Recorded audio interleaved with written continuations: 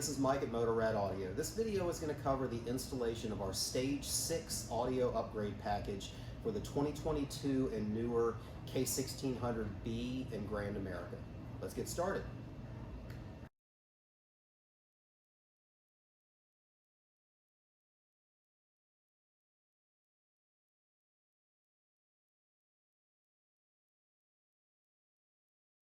Okay, so we'll start with a quick overview of what came in your package. First, you'll have your 6.5-inch pods. They are preloaded, pre-terminated with quick disconnect and ready to go. You'll have your mounting screws and clips for the two speaker pods. They will be in the box with the pods, so keep your eyes out for that. You'll have your 4-channel amplifier. This is already mounted on its mount with pre-tuned for your bike and ready to go. Quick note on the wires that are here. You have an input which will match the same color plug on the harness that comes with it. You'll have an output. The front is going to be this white and gray that plugs into the T-harness here, and then you'll have a separate rear harness that will plug into the purple greens and go towards the back. You'll have a package with your fuse holder and some other miscellaneous parts in it. So inside of there, you'll have your fuse holder that's halfway connected and ready to go. You'll have a couple packs of dielectric grease that are used for the connections here at the amplifier that are not watertight from this manufacturer, so this helps kind of keep that a little bit more longevity there. You'll have a bolt and speed clip for mounting the amplifier.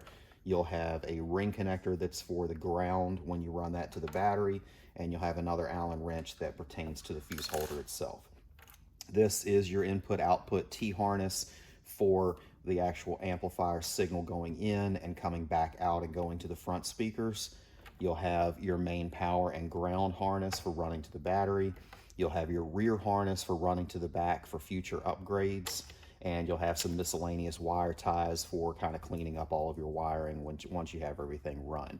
And then there'll be a sheet that pertains to tuning of the factory system and kind of where we have this adjusted to match certain settings on the radio to try and get you the highest output and sound quality as well.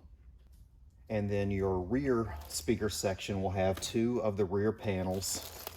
You'll have this grill package that will be in there, which naturally includes the grills themselves, but also has the hardware inside for mounting of the panels and the wires that would lead from these panels to your rear plugs. And then these grills are designed to snap down in here once the installation is done. Okay, so tools needed for the installation are going to be a Phillips head screwdriver for dealing with your battery terminals, a T25 Torx screwdriver, as well as either a short version of that or a right angle version to get at a couple of the hard to reach places. You'll need a set of wire strippers and crimpers for crimping the power and ground wires that go to the battery.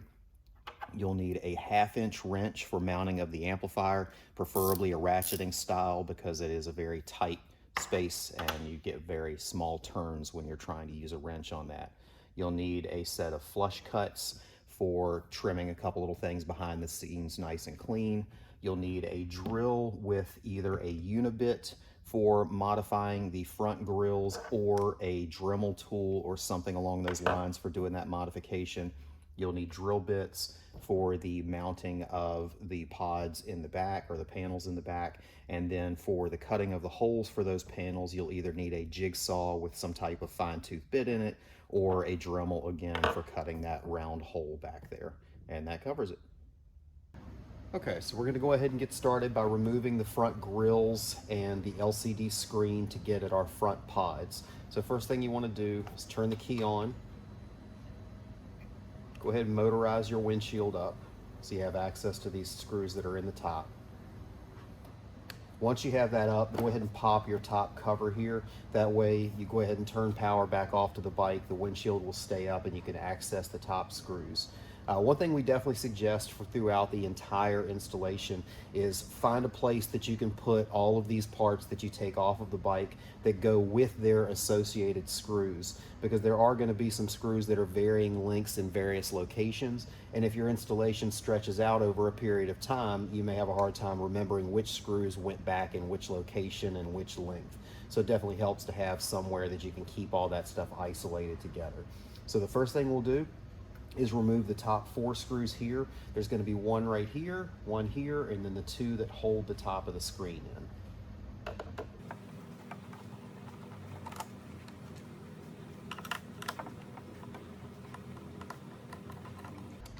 Once you have those 2 screws that are out of the middle there that hold the screen, you can go ahead and pop the screen top out and lift it right out. There will be 2 plugs here. One that is just a small plug that's pressure fit in there. It just pulls right out with no releases. The other is going to have release tabs that you squeeze to be able to work that plug out. Just be careful that you hold this good so it doesn't pop off when that plug lets go. So now your screen is out. You want to go ahead and set that to the side with those 2 screws. And then go ahead and remove the ones that are in the top portion of the grill here.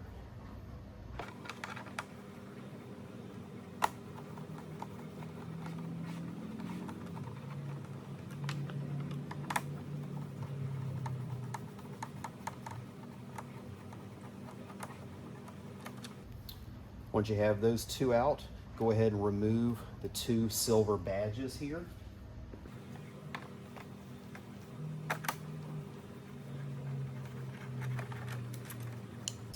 Go ahead and keep that screw in here with it.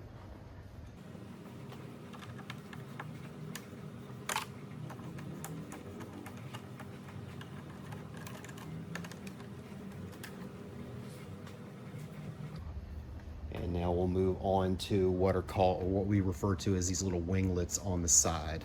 So I'll take the camera off and give you a better view here. Okay, so our little wing here has a screw.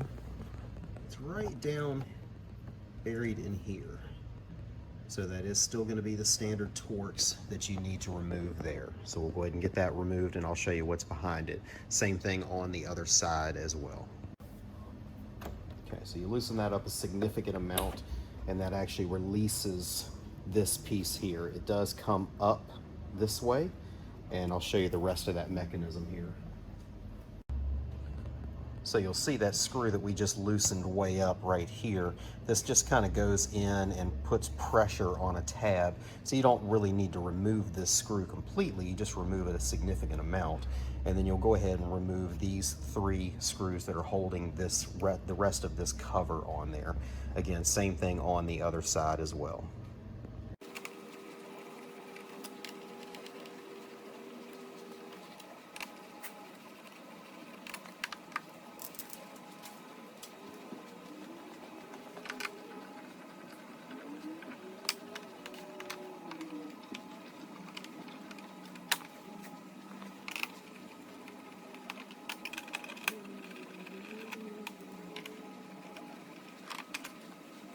So now that we have both wings off, our next couple locations are going to be this piece right down in here, which goes through this little plastic kind of corner cap, so to speak.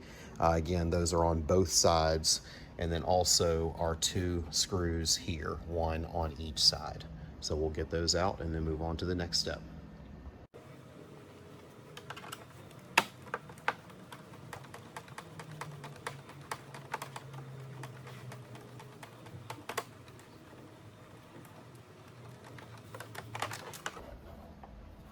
Have this out, nice long screw that goes with it.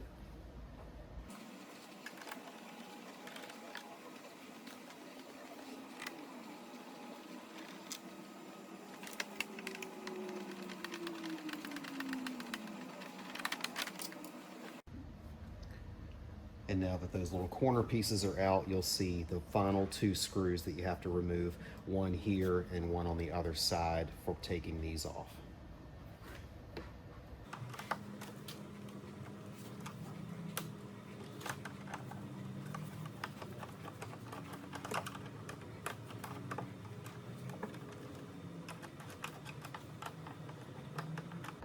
screw can be a little difficult to get out because you really can't get your fingers down in there, so you may end up just kind of jarring it loose when you remove this grill. So the grill is snapped in with a couple snaps. You'll just want to pull it this way towards you. It usually breaks free a little bit dramatically, so just kind of keep yourself under control that you don't go flying backwards as you're pulling on it.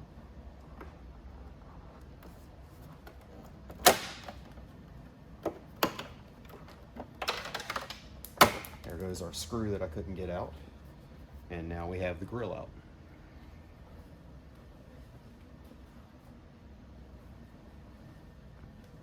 And we'll go ahead and pull the other side while we're at it.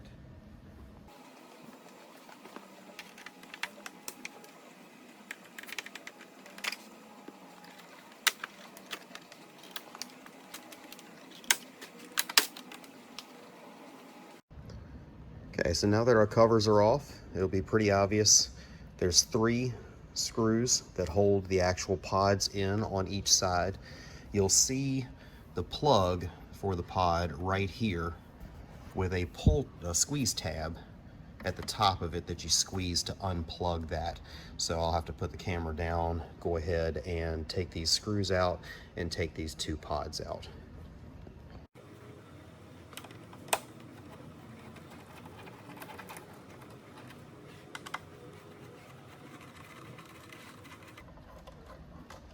This one here is another one where it's hard to get your fingers in there, so it may be easier to get that out with the pod all in one piece.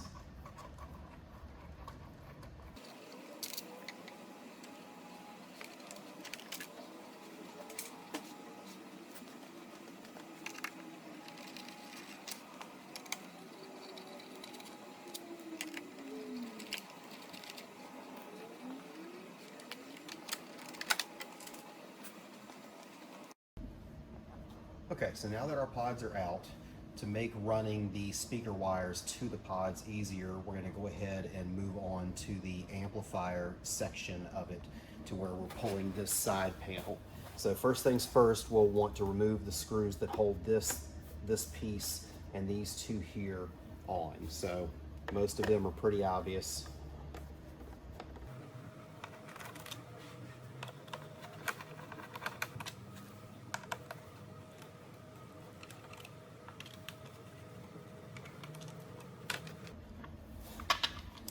All of the screws in this panel. There are 2 that are longer than the other ones, so you do want to keep track of that.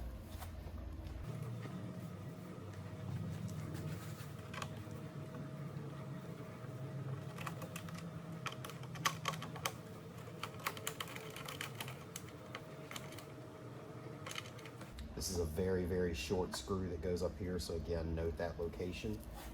And you can also go ahead and pull this one down here that's at the tip of this other shroud that you uncovered when unscrewing the other.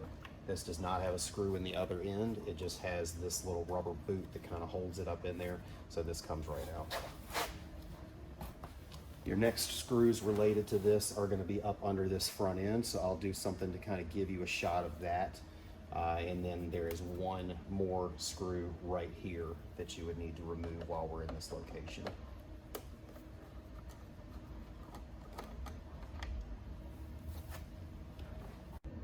Okay, so under here, there's a screw right here above the light, and then another one right below the light that hold the rest of this side panel on.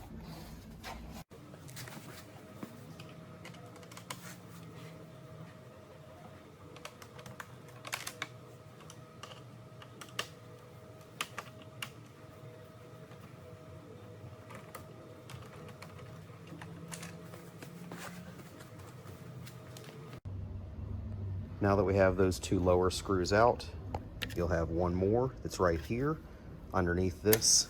This does open up, as you may have noticed earlier. It hangs right here, but it does have an additional little extra section that it will go. Right here is a little plastic, I guess you could say a little plastic rivet, but there is a very small dot in the center of that. You're going to actually need to push that with a pick tool or something to that effect to release this. So we'll get into that here real quick and kind of go over the details of that. So with our little plastic rivet here, usually just take something like a pick tool, push right down on that center. Doesn't usually go all the way through to where you can get it out. So you do need to actually push that pin all the way out. Typically a paper clip works great for that. You'll hear it fall when you do that. With any luck, it'll hit the floor. Most often it hits the floor. If not, it should come off when you remove these panels, but you're definitely gonna have to keep your eyes open for it because it is a very, very small little cylinder of plastic. Once that has released and let go, this little top piece will pop right out with ease. Set that to the side and get your other screw out here.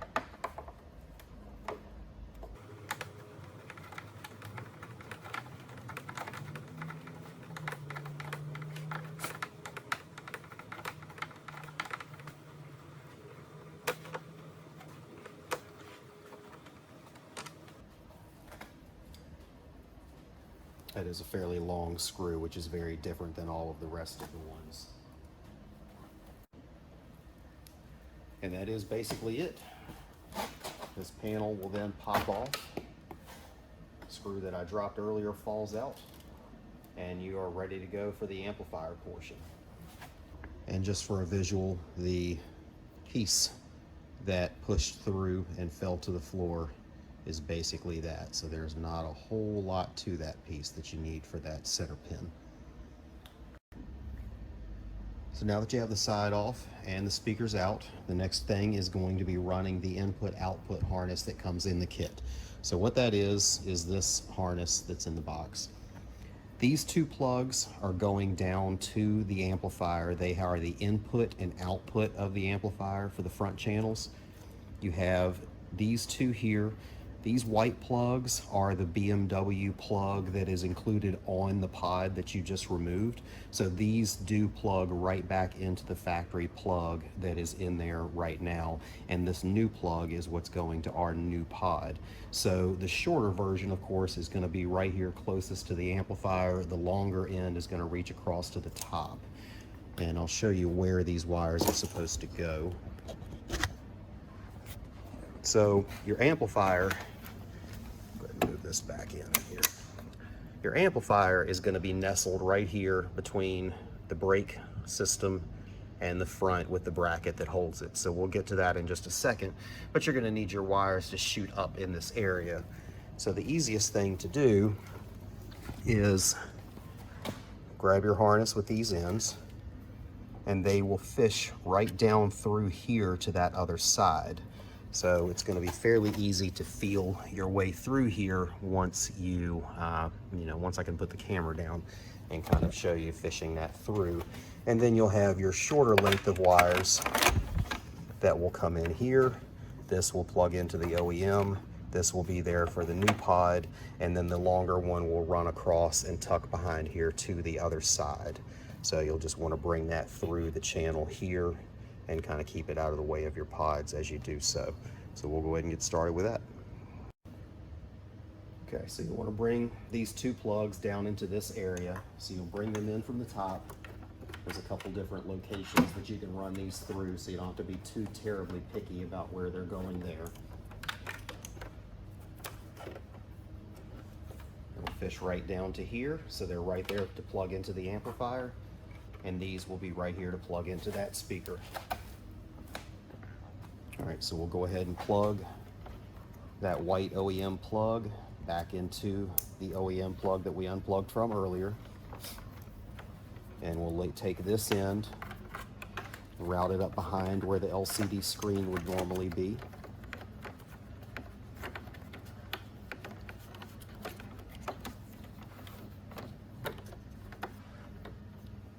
Bring it across here to the other side.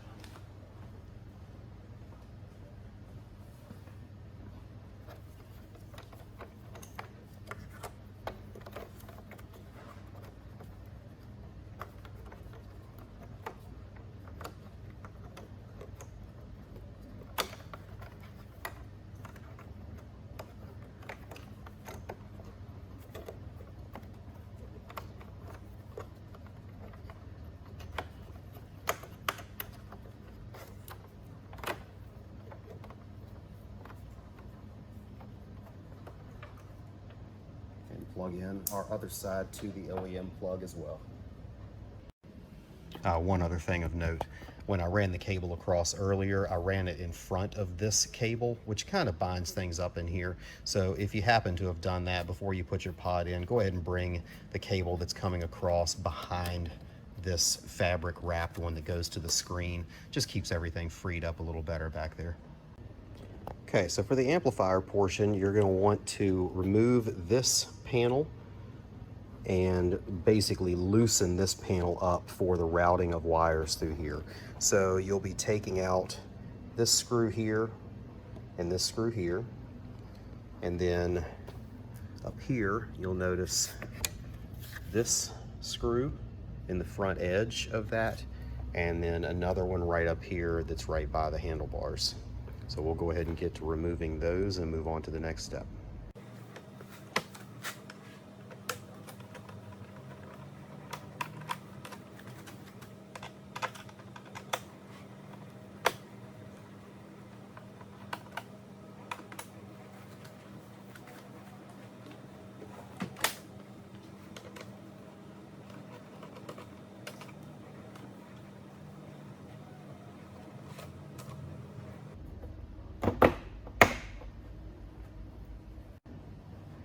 So now that you have those screws out, you'll need to remove this top cover.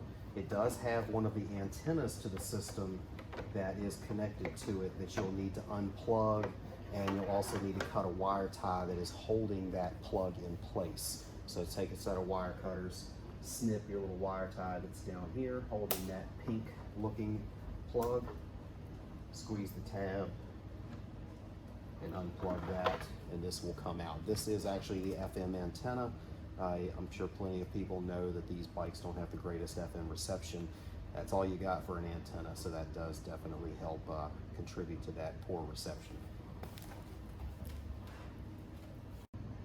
Okay, so now that we have those screws out and this top piece popped off, you'll notice there is one more screw that is holding this top portion of this that's exposed. So you'll want to take that screw out as well. We're not fully removing this side panel and all of this stuff. We're just getting this a little bit loose to where we can get behind there, routing our wires up and through.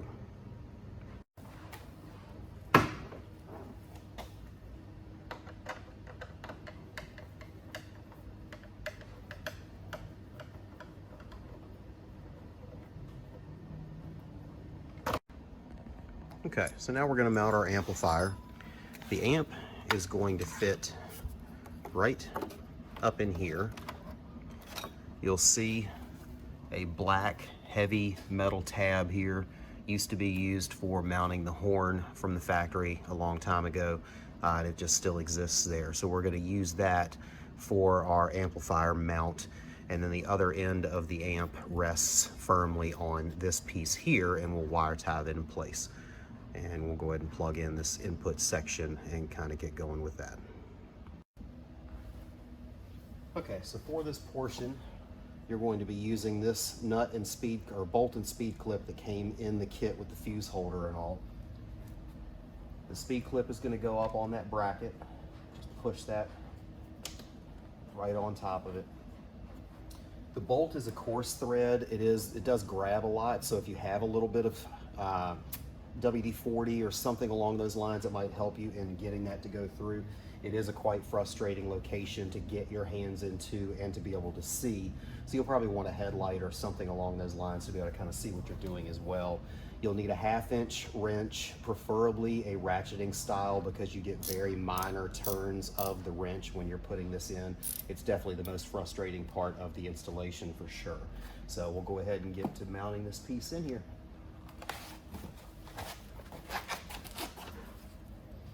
So the amp will rest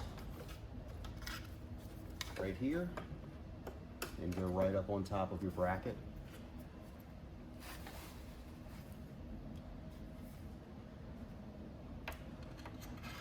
Very close quarters, so I apologize for any of y'all with large hands.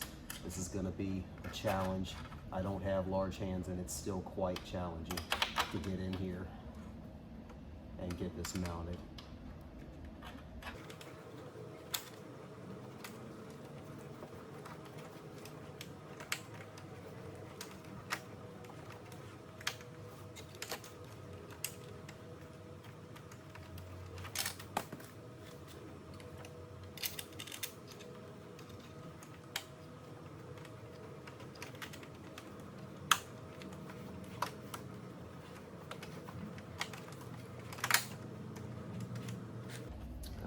it is seated in there.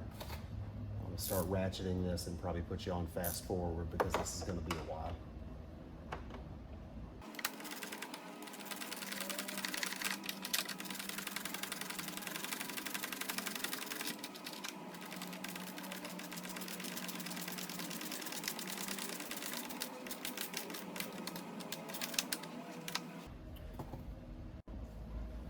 Okay, so now that our amp is mounted, you'll want to put a wire tie right here to this other foot to hold this end of it from being able to kind of wiggle around. This is the input plug to the amplifier. It has a matching white plug here that came from our harness that ran up to the top. So you'll basically just take some of that dielectric grease that we supplied, just as a little extra precaution. Squirt a little bit of that into each of these plugs, or each of those holes. Plug that harness in and it's ready to go. This is the front output of the amplifier. The white and gray wires in the bundle, those are going to plug to the same black plug here, and that feeds back to the new speakers. So same thing, put a little dielectric grease in here.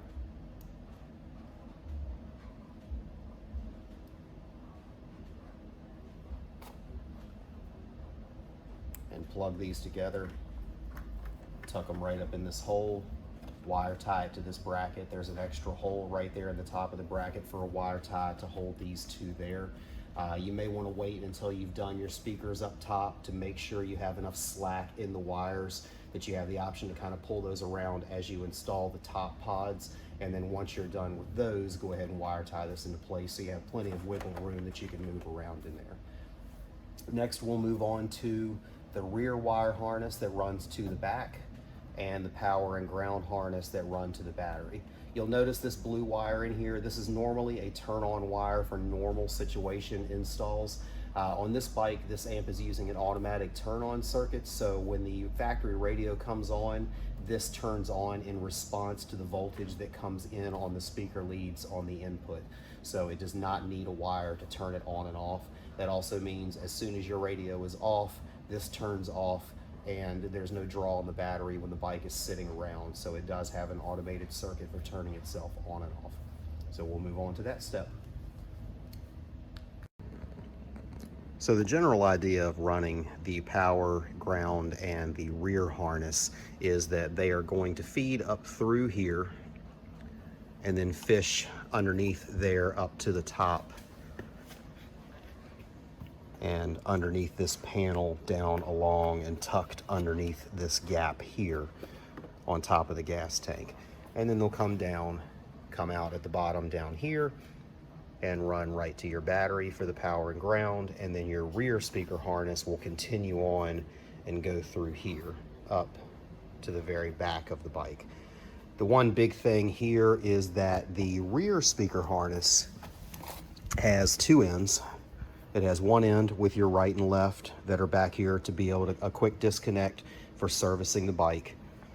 And the other end is what feeds into the amplifier. So you're actually going to be running this rear speaker harness this direction with the small plug, because trying to fish these two larger plugs through a lot of these channels is challenging, to say the least. Frankly, it's a little challenging just with the 4-pin.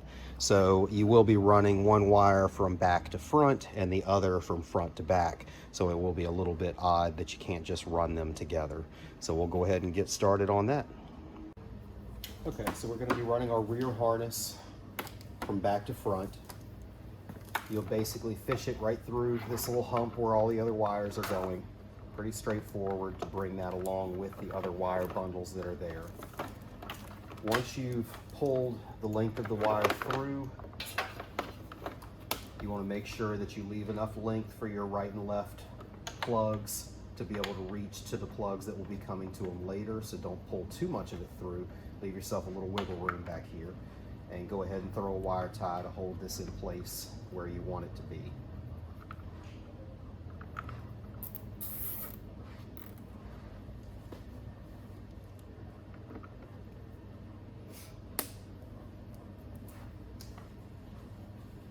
Now that you have that there, you're going to be running this cable right along with the other bundle, wire tying it along the way.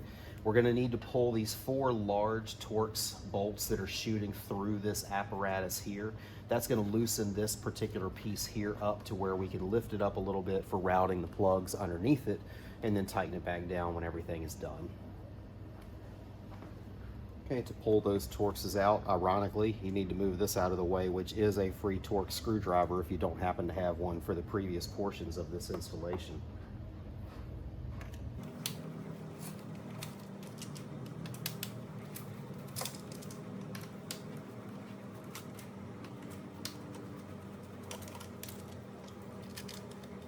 So with those 4 out, we have a lot more wiggle here to be able to lift this bracket up and down for fishing wires and kind of make that a little bit easier. Okay, so now that this panel is loose and can lift up and have room to run underneath here, this panel is going to lift back, and you'll basically be bringing your wires up through here and then bringing them around and up to the top edge here. So along this edge, there's a decent little gap underneath it that goes up underneath this cover here. But when you snap this piece back down on, it'll basically hold those wires in that channel and keep them from sliding back down into, you know, just in the way in general. It's definitely easier to not pull this entire panel because of the gas cap and everything else. If you want to go that far, you certainly can, but tucking them up in here does really well as far as holding those wires in place. So we'll go ahead and get to running that rear speaker wire harness up through there, and then we'll get to the power wire going the other direction.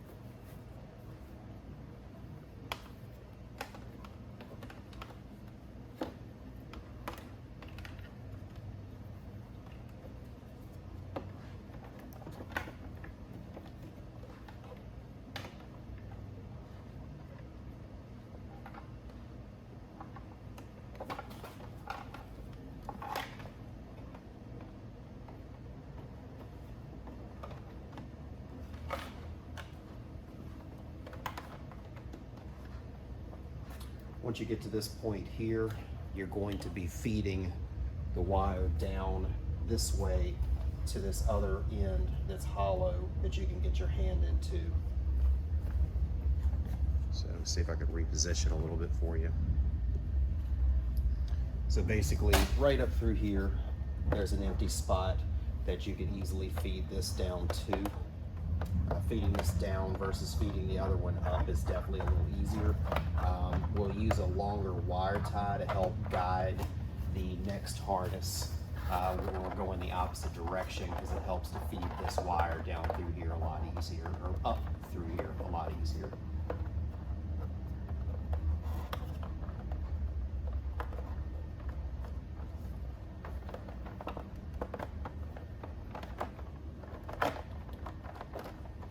So now we have this down through. It's ready to go right here and plug into your rear output. Don't forget to put a little dielectric grease on there again for that long-term corrosion. And that portion is ready to go. Okay, for running the power harness, we like to tape our power wires to one of the long wire ties, where you're taping one of the wires to begin with and then taper down to the end of the wire tie and tape it as it continues. We keep the wires separate because it makes it easier for pulling these things through without as much resistance. So we'll get to doing that. Again, right through this same opening here, you'll just fish your wire tie up through that hole, grab it on the other end, and pull your wires through.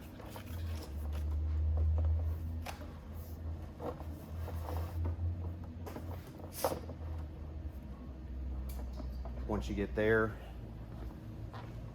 come back down, add your dielectric grease in here.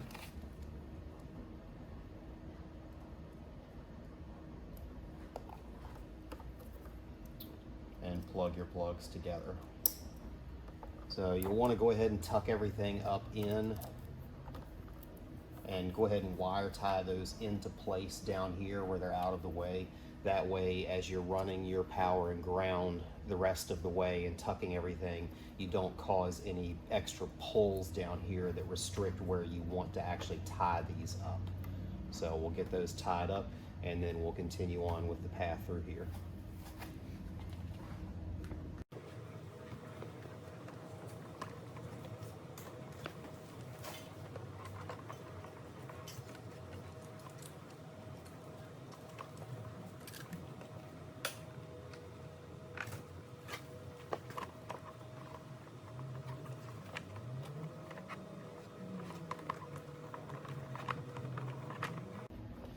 Forgot, there is a wire harness right up here at the top with a plug that you can wire tie these to so they're not constantly trying to fall down on you.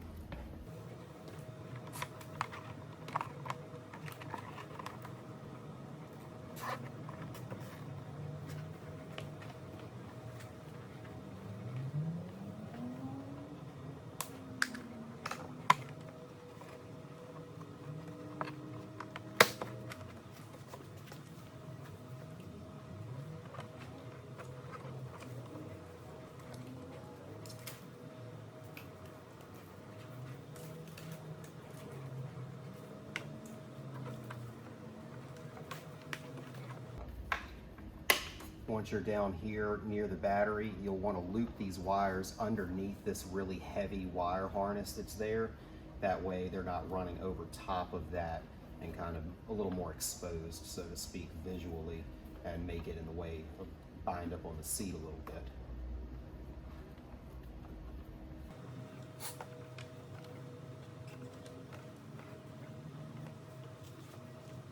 So once you're all routed through there, you can put your bolts back into the bottom section here to hold this, and we'll deal with your power and ground. So now you have your power wire here. This is going to be leading to the fuse holder that we have supplied. So this will go up into the fuse holder as shown in our separate video, and then connecting and then drop down into this pocket as a safe place to store it. But first things first, we'll start with our ground wire.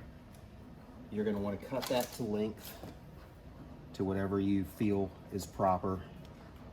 Give you a little bit of wiggle room in here for future servicing, that sort of thing.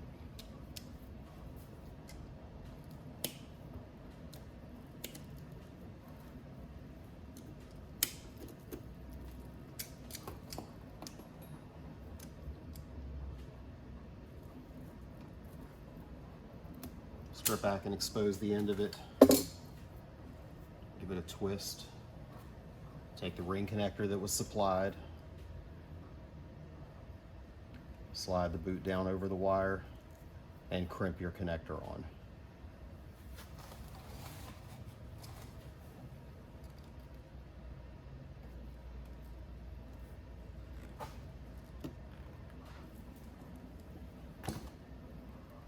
Give it a tug, make sure it's got a good crimp. Slide the sheet back over it, and you're ready to make that connection.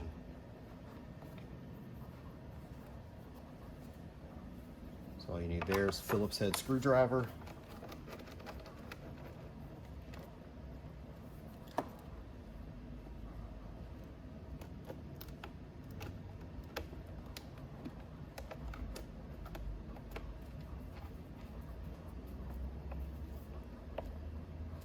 And our ground is done. So for the power, you're going to be pulling this back, popping the cover off here.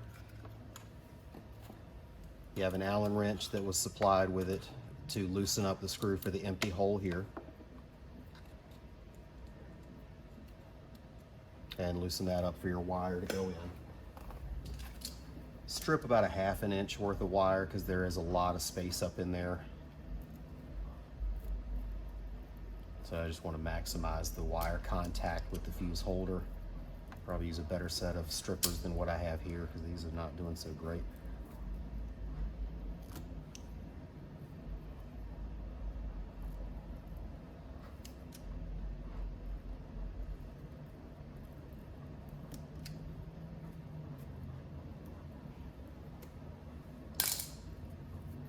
Once you have that, once again, give it a twist.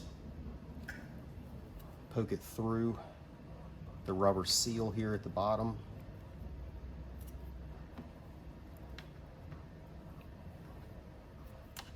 And bring it up into the fuse holder itself.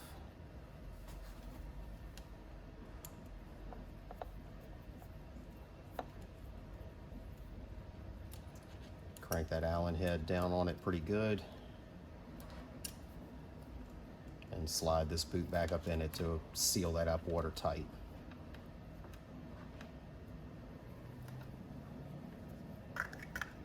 Snap the cap back on, and you are ready to go. You drop this down in here, connect it to the battery, and away you go.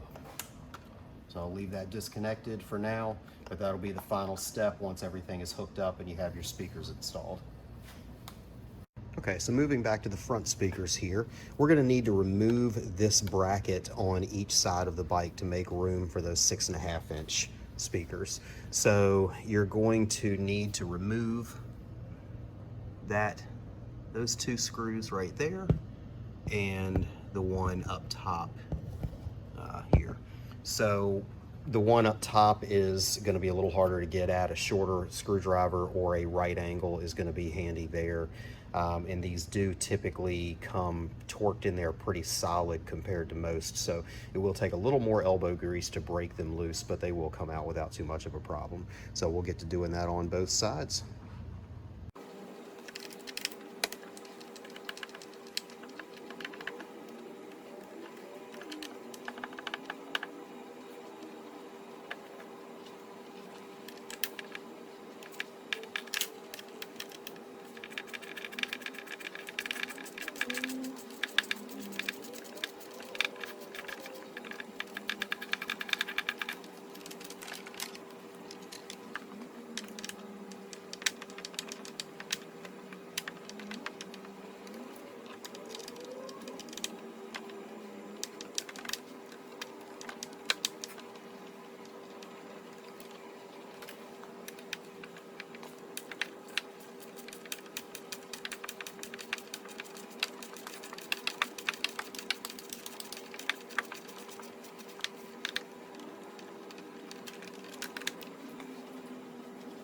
Okay, so now that those two brackets are out, there's going to be a couple little minor modifications to make behind the scenes.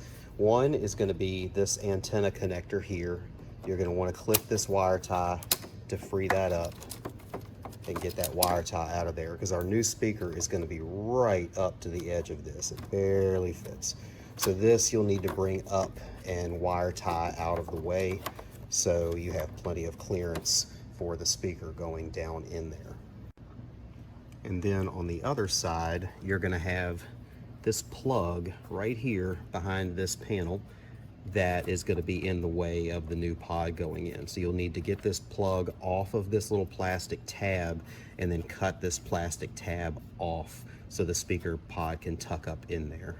So we'll try and get you an after shot of that. It's going to be something that's hard to get at in video, but this plug will come loose and then be tucked up here out of the way so it doesn't interfere with the pod. And then the plastic tab that it's mounted on, you're going to be cutting off with a pair of snips or any other type of tool you may have to do it. Okay, so you can see now, popped that plug off and then tucked it up into this cavity here. So this is the plug right there, still serviceable and all, just tucked in a little more behind the screen.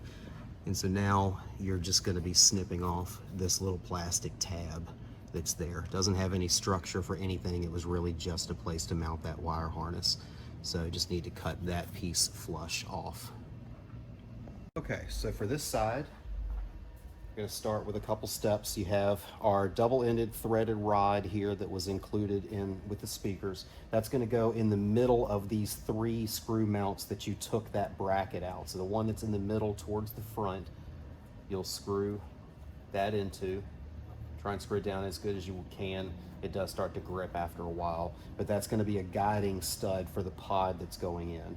You'll want to remove this piece here and take the speed clip that we included in the package and slide that over here for the new screw to go into. Just gives you more wiggle room and more ability to actually get the pod mounted. Make sure that your antenna cable that you unplugged earlier has not fallen back in here somewhere. You don't want to put the pod in and not have access to that, so make sure you have that up here where you can get at it. And then grab your left side pod, which will be the one with the tab pointing this way towards me. Plug that in.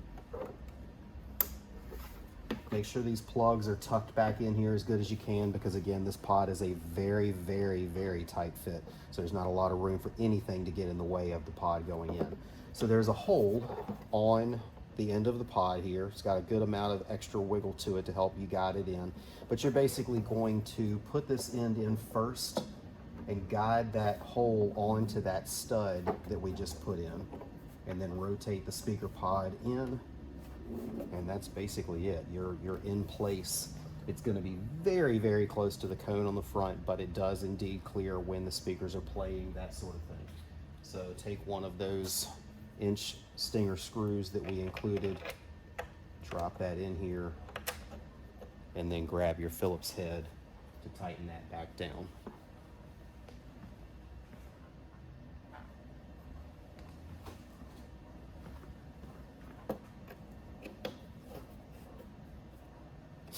And that pod is installed. It's in there. It's certainly not going anywhere. So we'll move over to the other side, because that one was a little bit different than this side. So over here, we have our tab cut off that we talked about earlier. You want to screw the stud into that same location. So this front middle location here.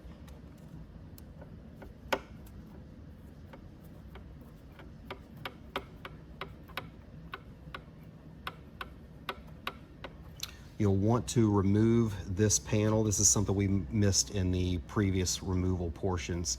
So you'll be taking this screw out and this screw out and just moving this back a little bit so you have some room to work with your pod going in here.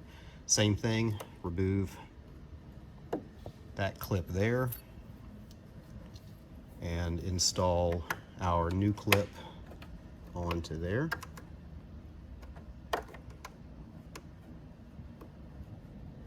I'm having a very hard time doing it this angle while holding a camera, so I apologize for that.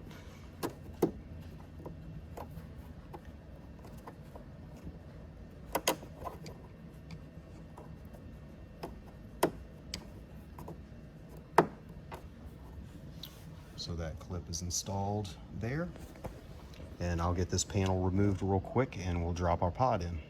So once you have that panel disconnected and moved back, you'll notice this is your AM antenna that is plugged into in the same scenario as the other side.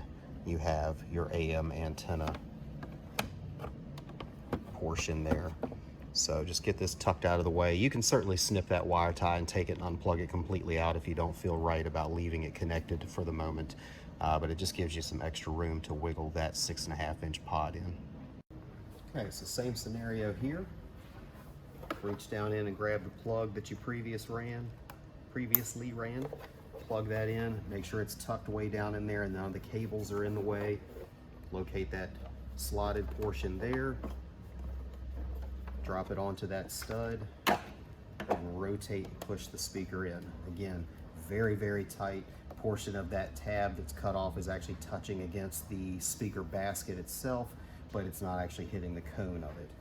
So grab your Phillips head screwdriver and screw that we supplied.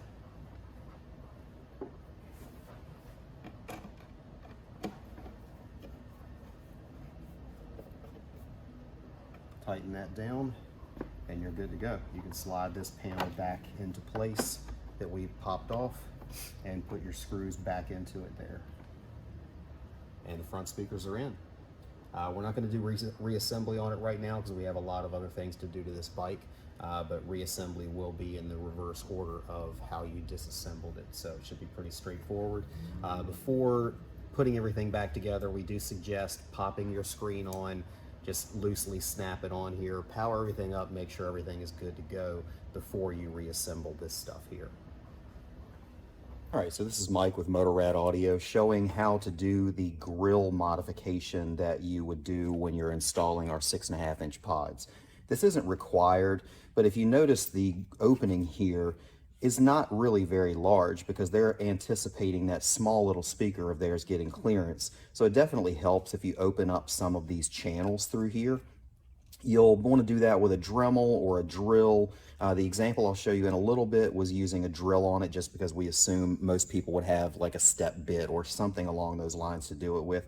If you're handy with a Dremel, you can open it up even more and a little more neatly. The main thing is that you're going to want to leave these ribs in here because this fabric, as you'll see later, is basically just held on by this. So you don't want that drooping down on you later by over modifying this and kind of giving it that space to move as heat softens up the adhesive or what have you over time. So we'll get to disassembling this. There's a couple Torx screws here, and there are a couple Torx screws here that you'll need to remove. You do want to pay attention to these because these two are slightly shorter than these two. So you want to make sure you put them back in the right place. I'm not sure if you put a longer screw in here, if it may perhaps dimple out the other side by accident or something along those lines. So we'll get to it. And by the way, this is a T20 bit.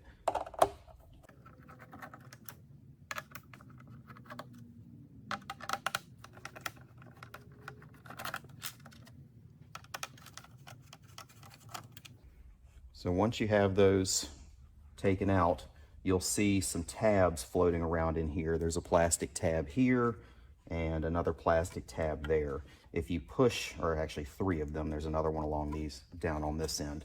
So you want to push these tabs to release this grill away from it. You'll have to do a little bit of massaging to kind of get that apart as you go along through here.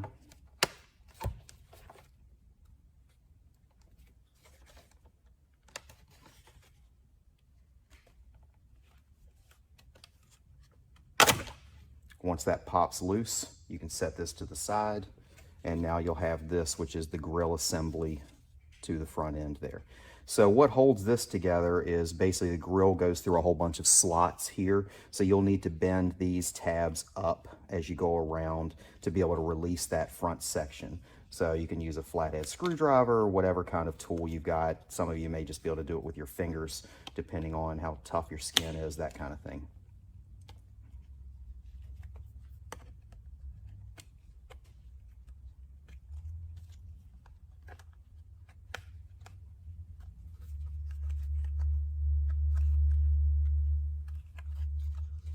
And you'll have this, we'll bend these up here real quick. And this is a plastic piece that will basically pull out from underneath the edge. There's a little tab here that kind of holds it down, and that comes off. That's the one that goes with your short screws.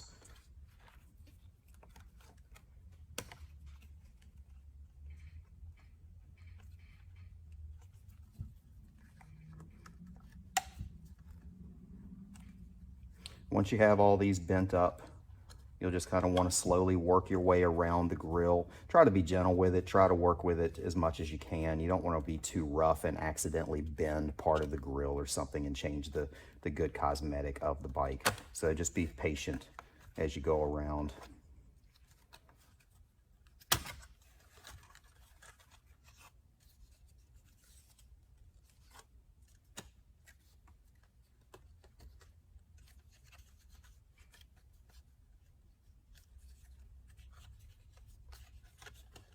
I'd done the other side grill and didn't remember this was here. So you do have your latching assembly here, so you will need to remove this screw as well to kind of get clearance in there to take that off. You won't have that on the other side. And there's one more tab behind there that's kind of keeping that all from coming apart. So once you have this apart, you'll notice that this grill is completely perforated. There's no blockage of any kind when it comes to the grill itself. So the main thing is, again, this carpet, I'm not sure if it's adhered on here or how it's adhered on here, so you don't want to cut too much of that away so this can droop on you later. But the good part is, since it's completely blocking the entire grill, any modification that you're going to make to this is going to be completely invisible to the eye once it's reassembled. So you don't have to worry about changing the look of the bike. It'll look completely factory. So now that you've got that apart, you kind of see what we're working with here. What we have here is the one that we had already done kind of testing this out. So you'll see where in between each of these squares, we drilled with a step drill down to kind of open that up, but then didn't really trim out the excess. Again, if you have a Dremel and you're handy with it or something along those lines, you could open these squares up even more. Just leave the structure there. We were doing a bunch of testing in actually replacing the front badge assembly that's on there with something that's maybe perforated and lasered out. That may be an upgrade that we offer down the road for people that don't feel the tweeter is loud enough. So we had cut this portion out in doing that testing. When you're doing this one, assuming you're not going to be doing that modification, then just leave this intact. There's no real reason to cut this out. This does block the tweeter that's going in there, but thankfully the tweeters that come in the Infinity Kappas, the Hertz, and the Rockford versions, they are quite aggressive tweeters because they're designed for Harley and loud noise and everything else. So typically, even with this blockage, you still get plenty of treble out of it. But if you really want it screeching your head off, you could cut this out and we could supply you with a lasered badge that has perforation in it, but it kind of changes the look of the bike a little bit. So that's going to be your preference there. But basically just go through and drill as many holes as you're comfortable drilling. This side where there's no latch assembly, can't do as we could do more if we wanted to. Not sure if that would really accomplish anything, but you know, you wouldn't be able to do it on this side because of the latch for the little flap up top. So drill you a couple holes there, a couple holes here that you can kind of squeeze in, a couple there, and that just opens up everything to let that sound come through better. And then once you reassemble it, it'll look just like it came that way from the factory, but you'll be getting a lot more output out of your speakers.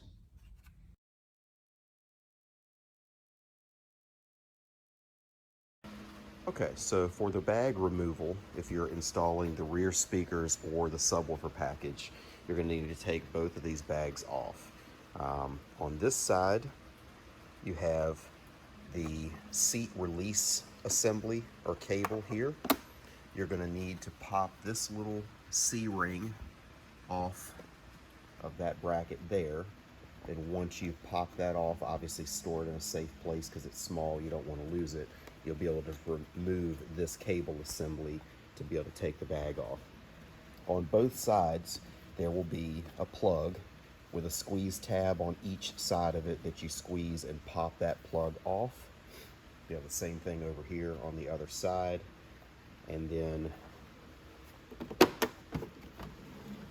when you look inside of the bag itself, you'll have two large T40 bolts that you'll need to take out to pop the bag off. Once those bolts are out, you look down in here, you'll see your cable going through that goes for the seat release, and then your other wires and stuff. Right to the side, there's a flat tab straight down there. You're going to push down on that tab with your screwdriver, and that will release the bag off of the bike.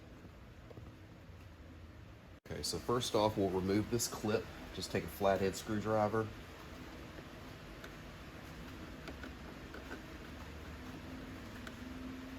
Get underneath the corner of it and pop that right off. Obviously, put that somewhere safe.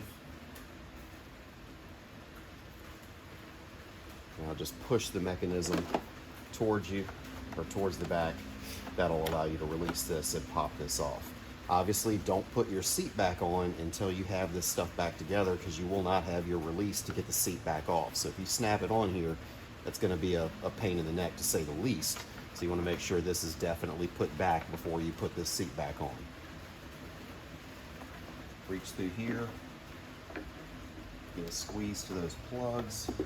Oftentimes takes two hands to try and get in here and squeeze both of them.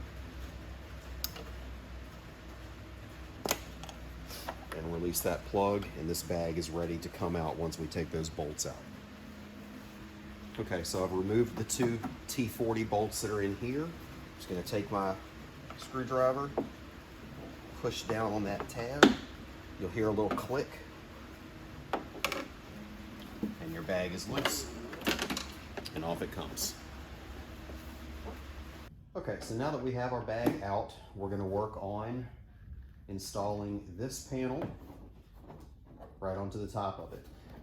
Everything that you're going to see in this portion of the video is going to be exactly the same on the other bag. The only difference is the other bag will have the heated seat switch right here that when you're doing disassembly, you'll need to unplug that. Otherwise, everything else is going to be exactly the same. So first things first, I would suggest taping this area off. Our panel fits along these lines, but it's going to be easier to mark the places that you're drilling and or cutting out if you have tape, and you can actually mark that with a Sharpie. So we'll get this taped off roughly.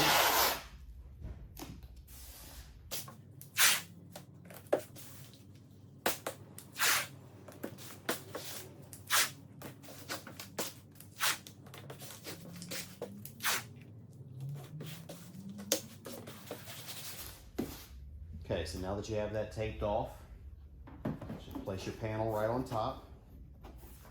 This line here is going to match right up with the line of the opening. So you can pop this open and just make sure that you're flushed up with that. So once you do that, just push down on it. It should mesh right up with this here with no gapping of any kind. And then you're going to want to mark with a Sharpie the inside edge of this hole. Mark your lower nut and bolt holes here.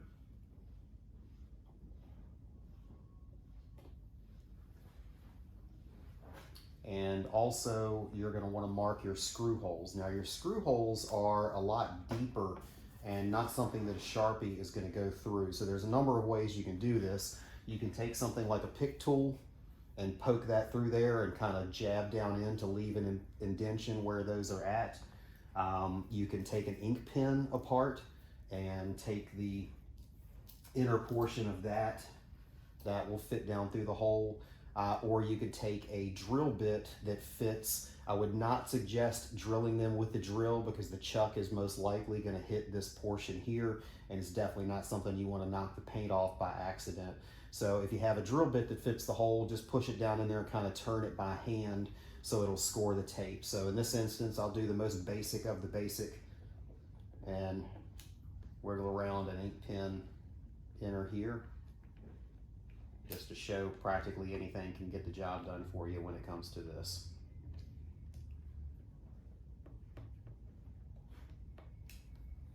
Now that we've done that, you can take this off. You've got your upper hole, your bottom hole, your 4 speaker mounting holes, and the hole that you're going to cut out. So we'll get to working on the disassembly of the bag itself and then worry about these. Actually, I take that back. It's probably going to be easier while this is all one surface to go ahead and drill these holes out, and then we'll cut this after removing this. Okay, so the drill bit I'm using is a 13/64. It is a little bit larger than what the bolts are that are going to go through here. So if you don't have this exact size drill bit, you could probably go down a size with no issue at all there.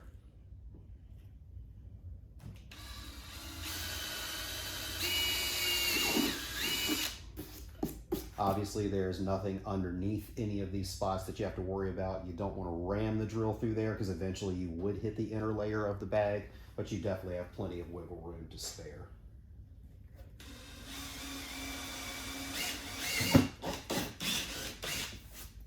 And it does love to grab and pull, so.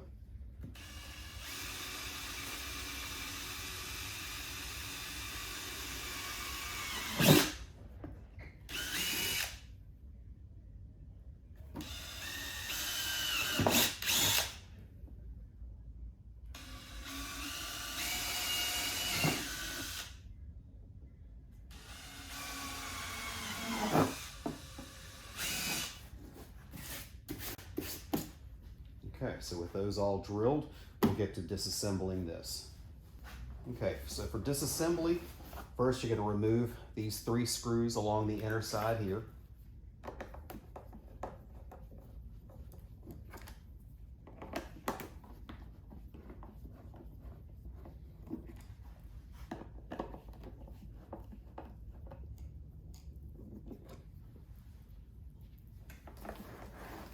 Turn this towards you. side door. You'll notice a Torx right here behind the handle.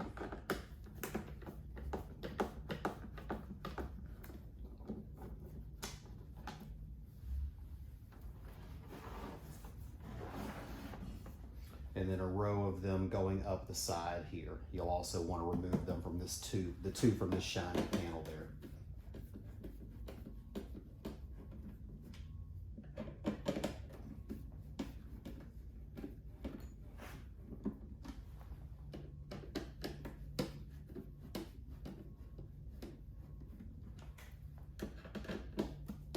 All of the screws that are in these panels are the exact same length, so you do not have to keep up with any of them. They're all going to go back in any hole that you find.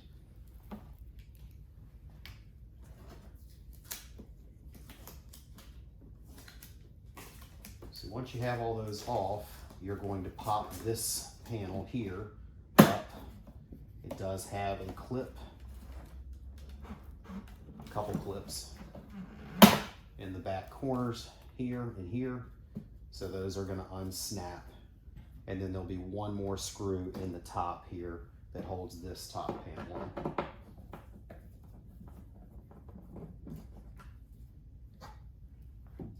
So once you have that off, you're ready to take this panel up.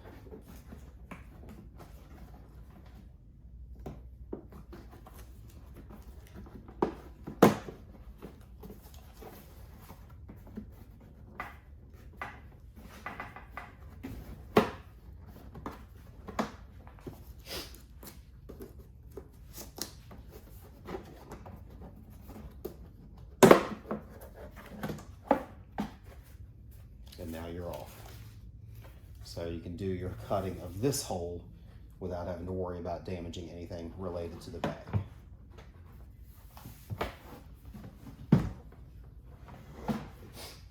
So cutting of this obviously can be done in a multitude of different ways. It is just plain plastic behind it, so you don't have to worry about anything else. Obviously, if you're going to use something like a jigsaw, then you'll want to make sure that everywhere stays taped and is completely covered so the flat portion of your jigsaw doesn't do any scratching. You can use something like a rotozip or a Dremel. We have an air tool that we do this sort of thing with. So there's a bunch of different ways you can do it depending on what tools you have. The only notes really would be to either stay right on the line or even just a touch on the inside of the line. You want to go ahead and leave plenty of meat on the plastic there for your nuts and bolts that are holding the panel on in this portion. If you go to the outer portions of the line, you make that fairly thin and you have to worry about strength. So we'll get to cutting this piece out and then move on to the next step. Okay, so now our hole is cut and our tape has been removed, and it's time to start working on putting the panel onto this panel. So in your mounting kit, you will have a couple of the screws that are used for the ends here. These are an Allen head. If you have the ability to, when you're doing our front speakers, you can always take a couple of the bolts that come in the front of the bike that are hidden behind the scenes for the speaker pods, things like that, and substitute those into the kit here and use these in that location or throw these away. But if you don't have access to leftovers, then we do supply these. They come with a little rubber washer on it that helps protect the paint on the outside. The biggest thing to note is the lock washer that comes for these screws or any of the BMW screws are these lock washers that have a black insert on the inside. They are a different size than the other screws, but they have the exact thread pitch and everything as the BMW OEM screws do. So these are going to specifically be for the BMW replacement screws with that black insert. All of the others are going to have a white one on the inside. If you try to interchange these, they'll start, but then immediately start to cross thread, and obviously you don't want to deal with that. So go ahead and place your panel here, grab one of these screws with that washer on it, drop it into here, and pop it right into the hole that you pre-drilled, and then do the same thing on the other side.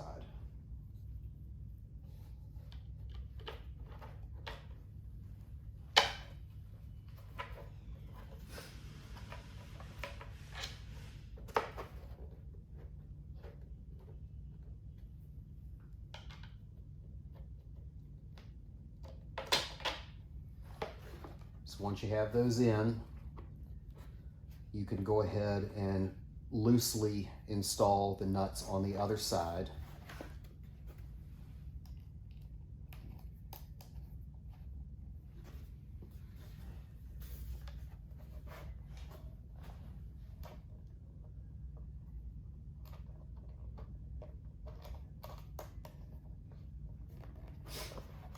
So if you're using the screws that we have supplied, they are a 3mm Allen.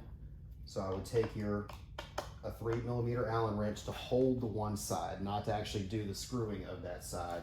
And then it's a 5/16 socket that you'll use to actually tighten this down.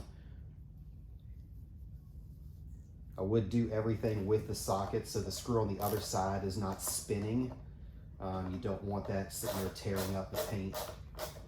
Most likely you're going to want a deep well socket for this. I didn't grab a deep well, so I'm only going to go to reasonably snug here before I bottom out.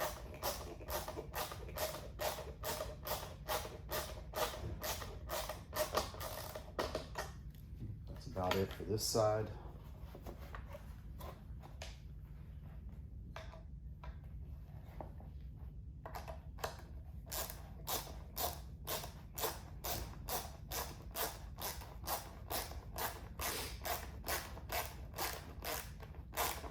I wouldn't suggest tightening these all the way up, because if you do, you may need a little bit of wiggle room lining up the other screws, because this plastic panel does have the ability to flex on you right now when it's not mounted down. So you need to make sure all of these holes are lined up. So I would have everything kind of nut and bolted through before doing the final tightening of those. So once you're here, you're going to actually be placing your speaker in as well. So we will basically take this. You have two longer screws and two shorter screws. These have a Phillips head on them, so you'll need a Phillips head screwdriver for that. But your longer ones are obviously going to go where the deeper portions of the panel are, which are the two in the back versus the two in the front. You'll drop the speaker in.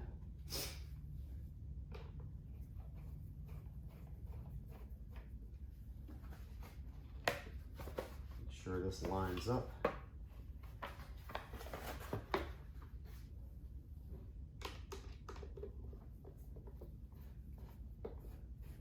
Loosely screw that into the plastic.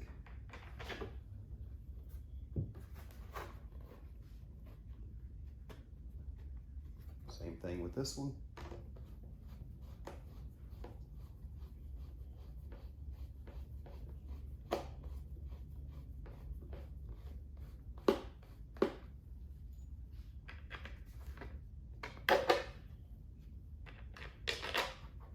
Push through your other two.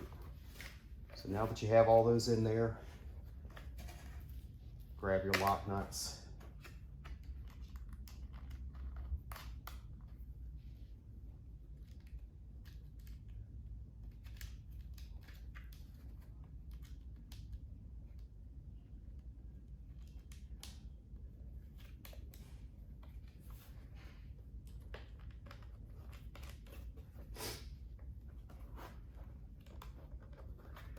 Loosely install those. And now technically everything is all lined up and in the proper space. So now you'll just need to tighten all of these up. These, it won't matter so much. You can either tighten them using a Phillips head on this side, because you're not worried about really scarring anything or messing up any paint or something like that. So these nuts here, they are going to require an 11/32 socket or wrench to hold these in place. So we will get to tightening those up. Okay, so everything's tightened up. No need to tighten these extremely tight. I mean, they do have those nylon lock washers, so or lock nuts, so they're not going anywhere, but just get them snugged by hand, and everything will be good. So before putting this back on here, we need to go ahead and prep our wires for this. So we'll bring the bag back forefront here.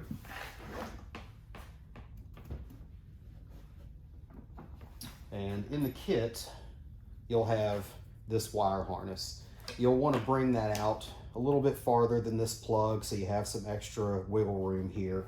and then wire tie that in alongside this other harness here.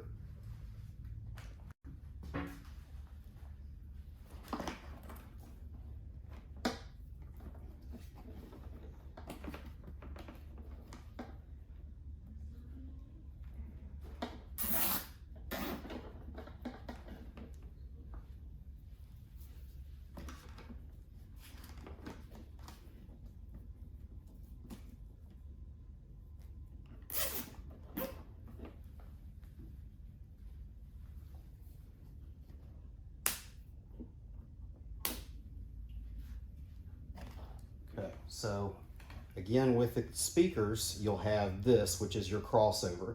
This divides up the sound that goes to the tweeter and to the mid-range to make sure they're only playing frequencies that they're good at, so they'll get the better overall sound quality. So the input end is the one with just one set of wires come. It does say in. You have a positive and a negative. They are marked as far as which one is positive and negative, but the smaller of the two is actually your positive instead of the larger. It's backwards because that's the way Harley Davidson does it, so these are made to plug into Harley. I do suggest just yanking this rubber boot completely off of the small one. You can leave it on the other one if you want, and then they will plug into here. Sometimes these spade connectors can be a little bit on the loose side. If so, give that a squeeze to tighten it up just in case. Plug that in, plug in your negative, and then give those a taping to make sure that they can't possibly come loose, or that the exposed end on this positive one is not going to be touching anything that matters.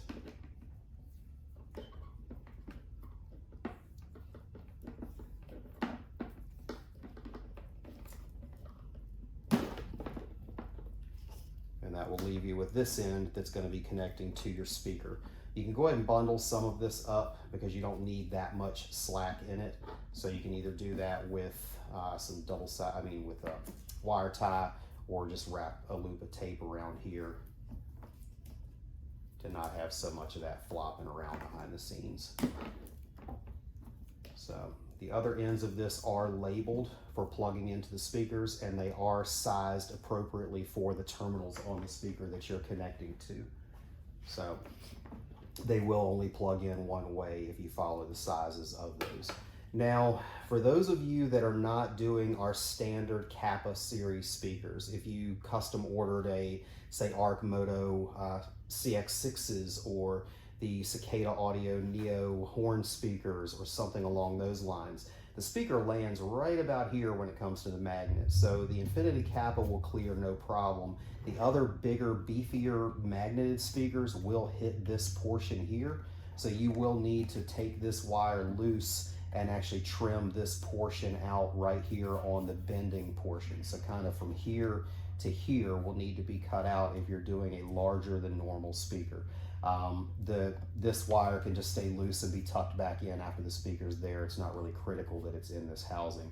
But if you're doing the Kappa speakers, you will not have to cut that portion out. That'll just stay as is, and they will drop right in.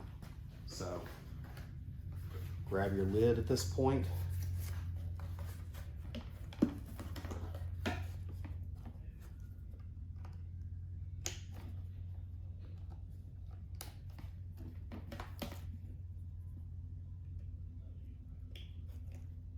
Plug your terminals in. They all have a little clicking tab, so you can give each one a tug to make sure it's fully snapped onto there, and reassemble. Just slide your handle through the notch there. Tuck this end up underneath the panel.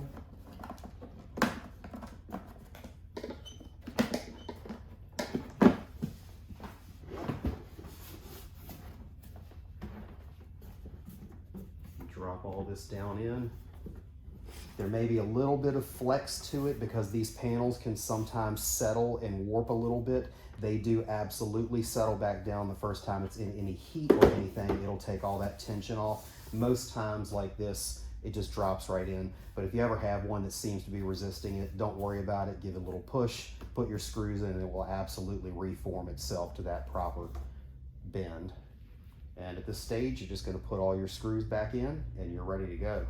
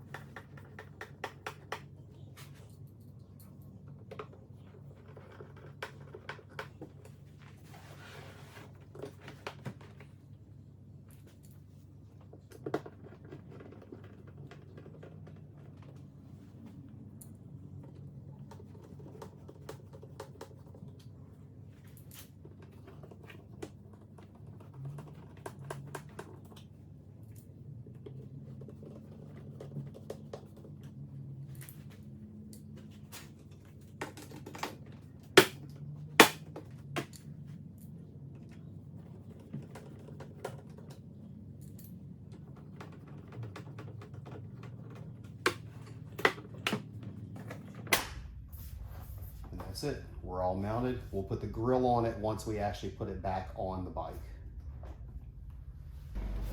Okay, so now it's pretty straightforward to reinstall your bag. Fish your seat cable through.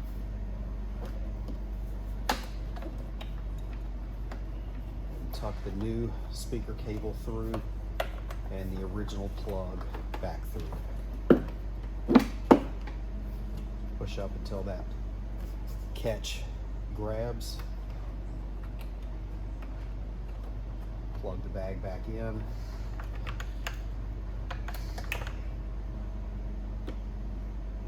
Reconnect your seat release cable.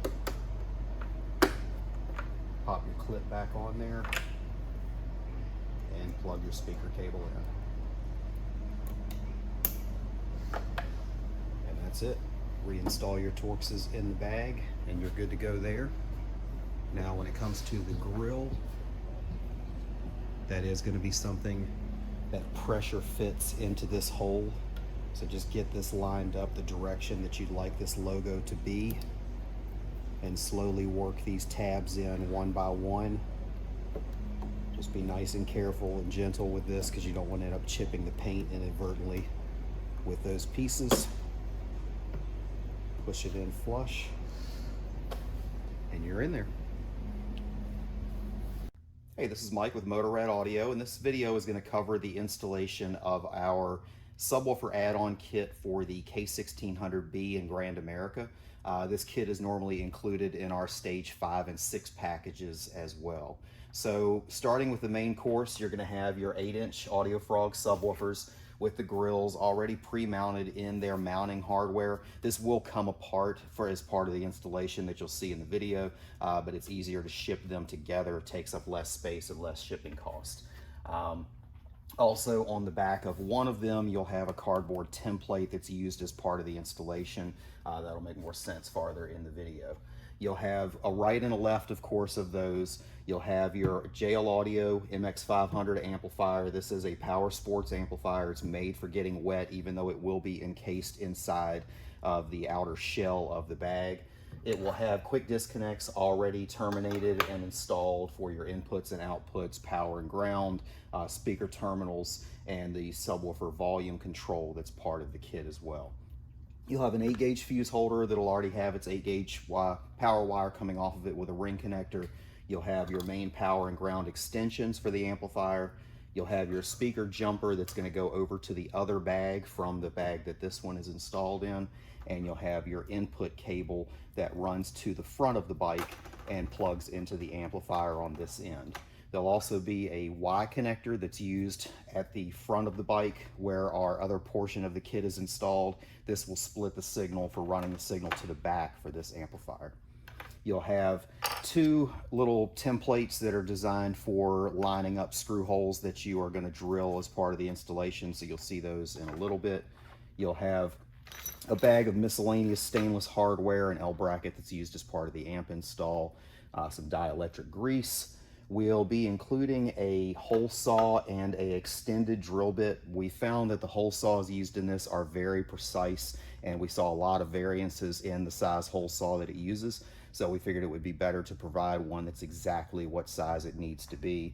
The drill bit is an extended length one, which not everybody would have readily on hand, so we're also supplying that just to make sure you have that. There'll be a small telephone cable looking jumper that is used as part of the JL Audio RVC1 knob. The cable that comes with this is probably 20 feet long, whereas you only need it to go about 6 inches. So this piece here is going to cover the extension for that.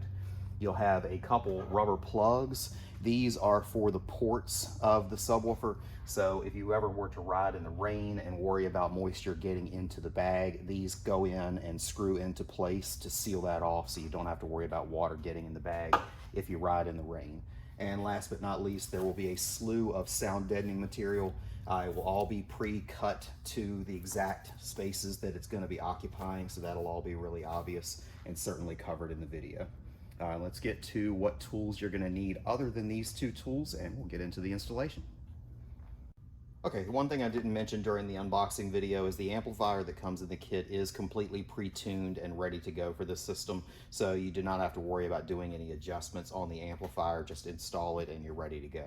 So the tools that are going to be needed for the subwoofer installation are going to be your T20 Torx for your disassembly of the bag, your T40 Torx for removal of the bag from the bike if you haven't already done that, standard Phillips head screwdriver, and a stumpy or shorter version Phillips head screwdriver, a set of wire crimpers, a socket set, either metric or SAE. Either one should kind of cover you. You're only going to need a couple of them.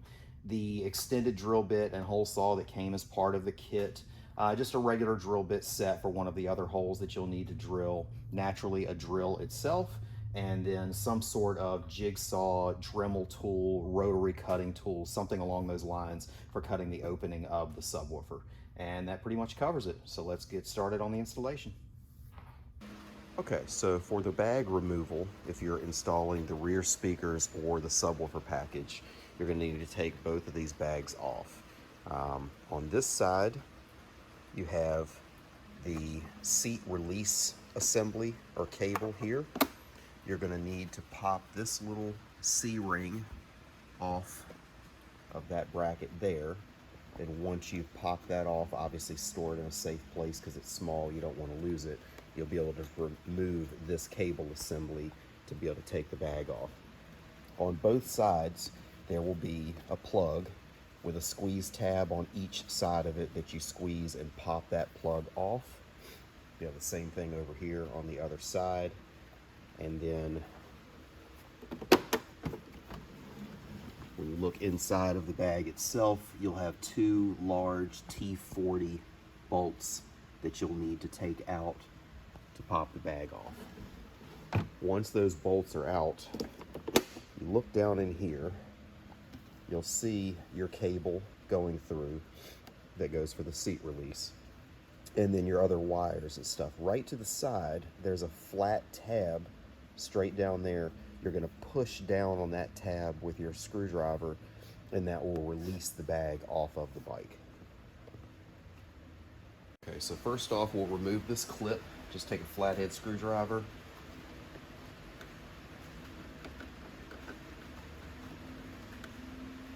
get underneath the corner of it and pop that right off. Obviously put that somewhere safe. Now just push the mechanism towards you or towards the back.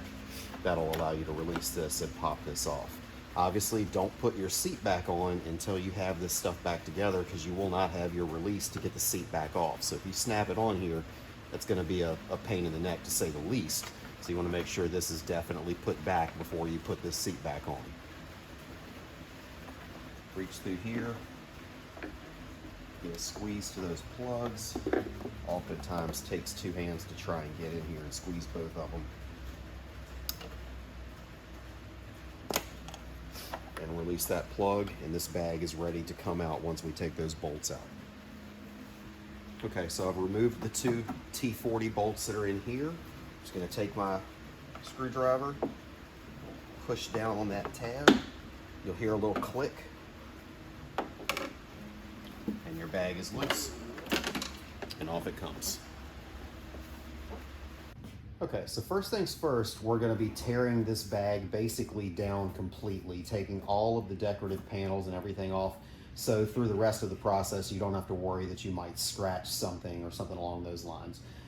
We've been doing a bunch of different videos from this same bike, so the pods have already been installed on the top, so we're just going to take that back off. Hopefully throughout the video we can kind of splice the stuff together so it makes some decent sense for you. So you're pretty much going to be removing every single one of these screws that you find throughout the entire bag.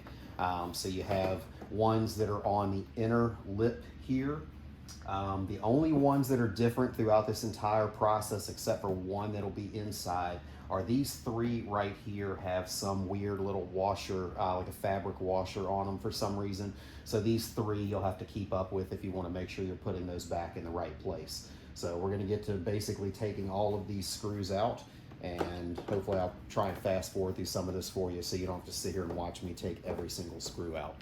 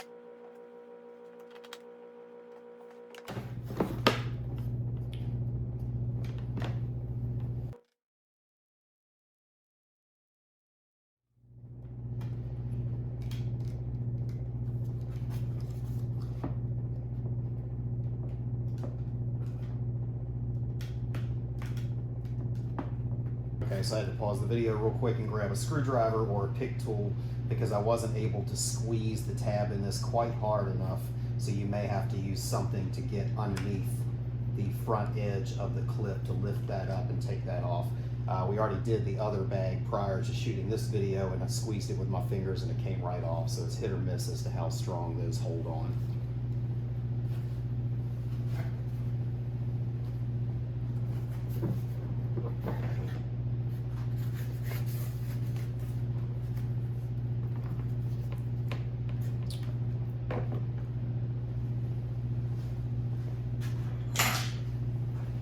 As mentioned before, we did some previous videos with this, so we'd already wire tied our wire bundle here, so we'll go ahead and cut that back loose.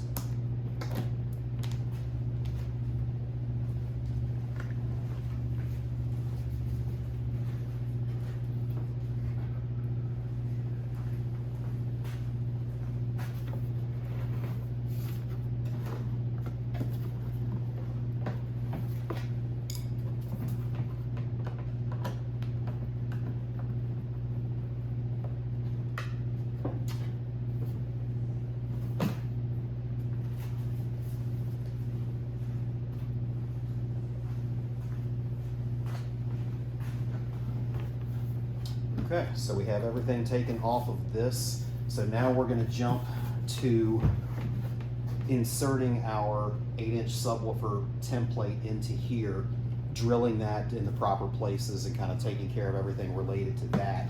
Then we will get into the sound deadening and amplifier portion of things. Okay, so in your kit you'll have a couple of these, which is the 8-inch subwoofer grill mounting apparatus and a template that you'll be using. So it'll be loosely put together for ease of shipping and space. So the first things first, you'll need to take that apart. The biggest thing that you want to focus on throughout the entire installation is this portion here. So this is a material called frog skin. It has hydrophobic properties that basically keep water from directly going through it. So the sound comes through, but the water does not. It's not 1000% waterproof, so we will kind of show you another contingency to making sure your bag stays sealed and water-free later in the video. But you want to pay attention to this, that you don't bang it into something, do something that's going to tear it or break it loose until it's fully installed, because that's going to really compromise the ability to keep water away from the woofer and out of the bag itself. This here is a template that you'll use, so again, be careful with that. You'll just be tracing with it a couple times and then it'll be trashed after that. So first things first, go ahead and pull your grill off the front. There is a backing ring to the grill that the woofer is mounted through. The woofer will be mounted with 4 Phillips head screws. It's one case where we do suggest tools, drill bit, or drill with a Phillips head bit in it to zing these out is definitely good. Always be careful. If you can use a drill bit or a screwdriver bit that has one of those protective sleeves, that's great. Many a car audio installer over the years has inadvertently ported the surround on one of these by stabbing through it with a drill. So be really careful when you're doing this. Definitely don't want to damage a woofer that costs what these do.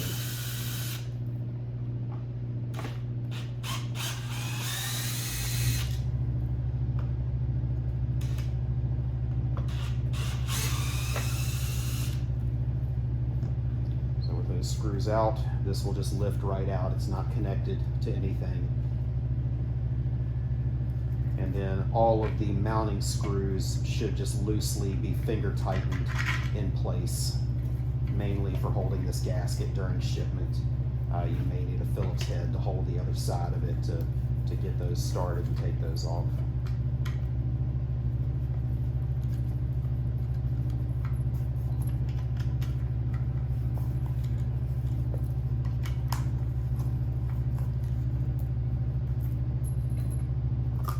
Take our template off there, push these screws back through.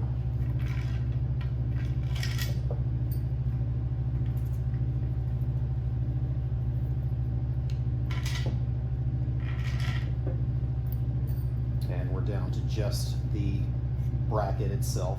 It will have these gaskets already applied, it's very possible they may peel up a little bit during shipment or having been packaged up for a while. Just give them a gentle push back down. When you put them into the bag, it's going to seat these permanently with pressure, so they're not going to go anywhere after that. So bring your bag over.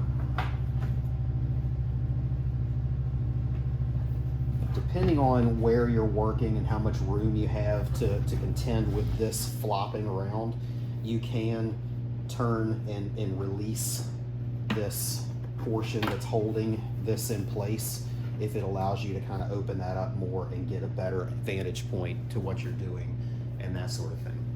So this goes in this orientation here. So when you're dropping this in, you're going to have a very specific way of basically putting it in. The bottom portion here that has the gasket on it is going to be kind of the part that first goes in. So you're basically putting it in like this. So set this into place, get that portion started, and just push it in.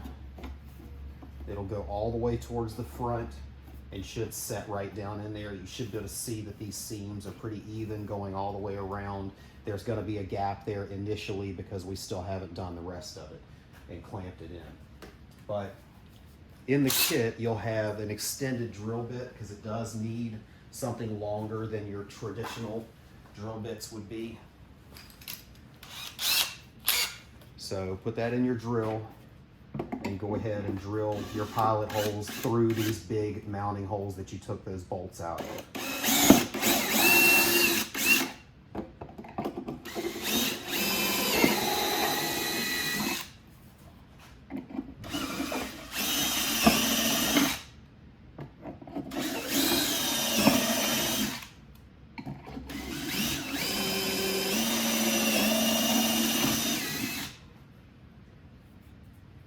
Once you've done that, pull this back out, set it to the side, get all the random plastic trash and everything out of here that came from drilling. And you'll go ahead and close your bag up and flip it on its face. So now you have these 4 holes here and 1 more hole here. This template, which there'll just be one of them in the kit, it'll just work in reverse on the other side. You'll want to set this on there, drop your screws through to make sure it stays in place where you want it to be.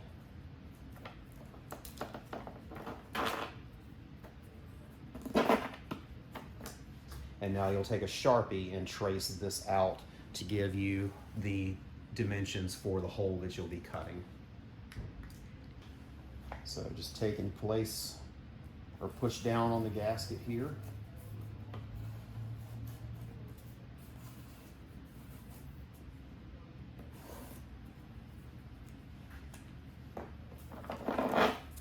And now you have your pattern that you're going to cut. There's a multitude of tools you can do this with. I mean, frankly, it's easiest for us with a jigsaw. The one pain when you're dealing with a jigsaw is you will have to have some control over being able to lift the jigsaw and hold it in the air to cut around some of the places, because you're going to run into this with the base of your jigsaw and this, and even this little hump that's there. So it can be a little tedious to cut with a jigsaw, but that's the thing we use the most. Air saw, rotozip, Dremel, just about anything. It's not super thick plastic. So whatever tools you have at your disposal to try and make as clean of a cut is going to do the job for you. Okay, so now that our hole is cut, we're going to move forward into actually sound deadening the outer skin or the inner skin of this before we put our amplifier on and go kind of with moving forward with the 8-inch installation. So in the kit, you're going to have a ton of sound deadening panels. They are going to be custom cut for the most part for dropping into here, but there will obviously be duplicates of everything because you're going to have a kit for one side or the other. So it'll be really obvious which ones actually match the places that we're putting these. So it's going to be hard to kind of get that wrong. So if your bike is older and considerably dirty or dusty or what have you, I would clean it off before putting the sound deadening on there. This stuff does stick quite well, certainly on a panel like this. It's going to be sandwiched in between them, so it's not like it's going anywhere.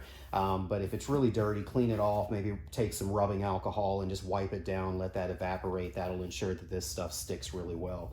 It certainly sticks a lot better when it's warm as well. So if it's a nice time of year that you can throw this stuff out on the driveway and let it warm up in the sun before putting it on, that's even better. This stuff will be pretty straightforward. You just peel the backing off of it.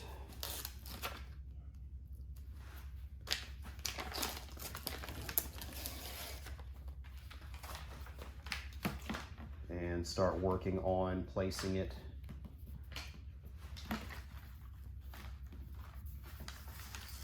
We're hoping to have these laser cut in the future to where they'll be even more accurate, but these are hand cut at the moment, so there may be some slight imperfections or overlaps that become a problem. Cuts super easy with a razor blade. Even kitchen or just regular old scissors will cut this stuff without too much of an issue. So if anything seems to be not quite lining up right or have too much of an overlap, just give it a snip and it'll be gone.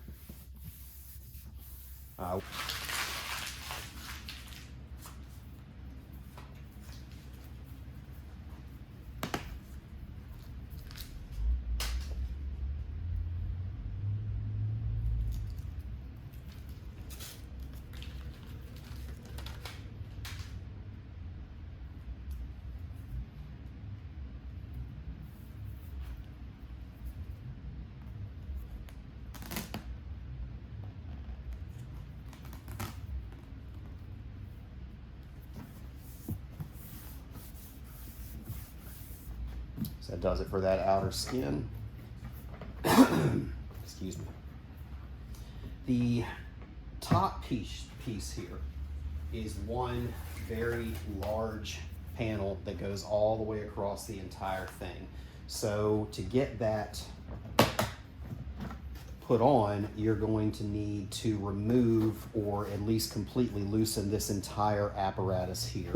That's going to be all of your screws that are on the inside. These are all the same. If you're doing the right side bag, there will be one additional screw with a snap on it that's in that side that's different than this side. Otherwise, it disassembles exactly the same on both of them.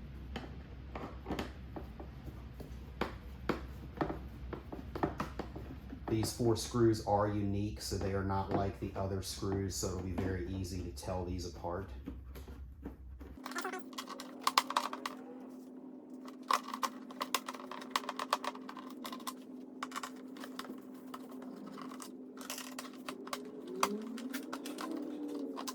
Once you have those 4 off, there will be one more additional small screw right here that's holding that stuff together.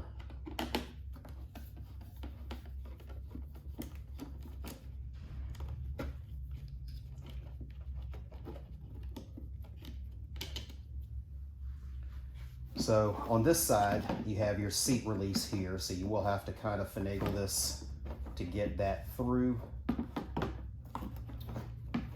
It's easier if you go down towards the back of it, where there's a larger opening to pop that through. So you don't need to remove this the rest of the way. You can leave this wire tied there. You really just need this apparatus to be out of the way. So you just kind of let this lay down on your workbench.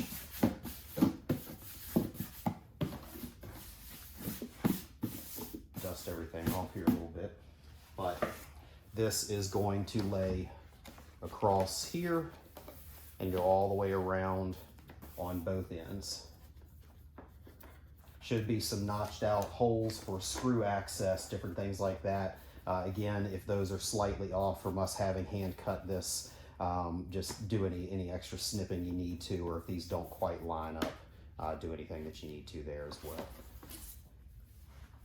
So I'm going to wipe this off real quick and get to sticking that on there.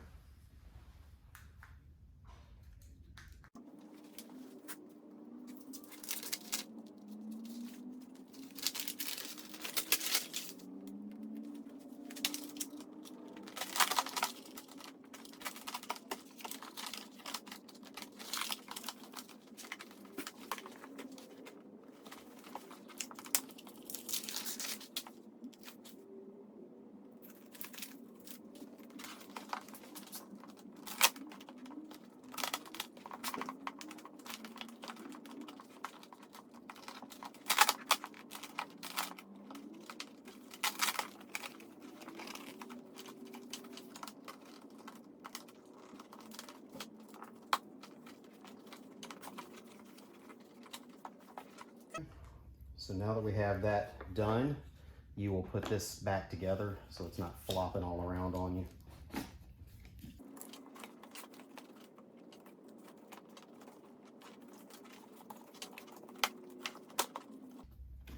This is going to fit in here quite tight now. You'll have to kind of get the edges tucked up underneath. It'll be really obvious when all of your screws kind of line up as to where they're supposed to go, that you got it in place correctly.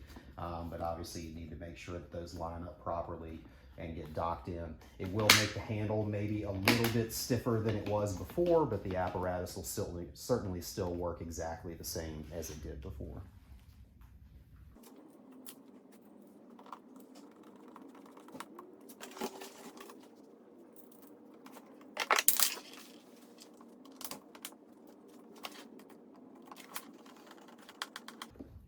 Don't know that I would tighten all of these down completely until you've gotten all 4 of them seated, so that way you can kind of have more flexibility in lining all of this stuff back up.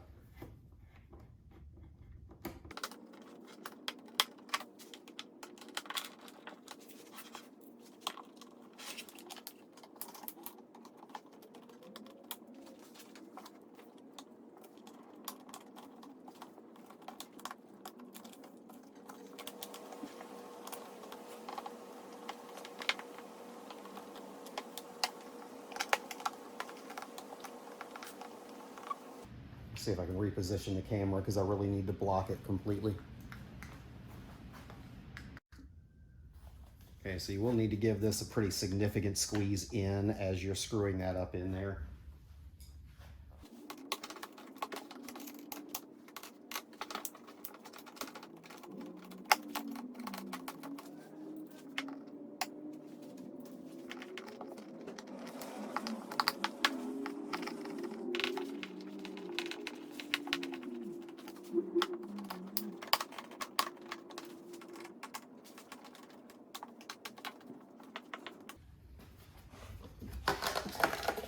Okay, so now that those are back in, you can close your latch here.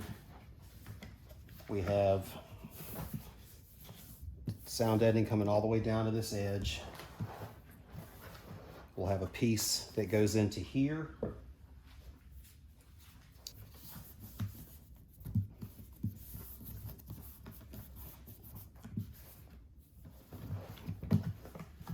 Set this to the side for a second. Grab our taillight assembly. There will be a piece for that it drops right down into here.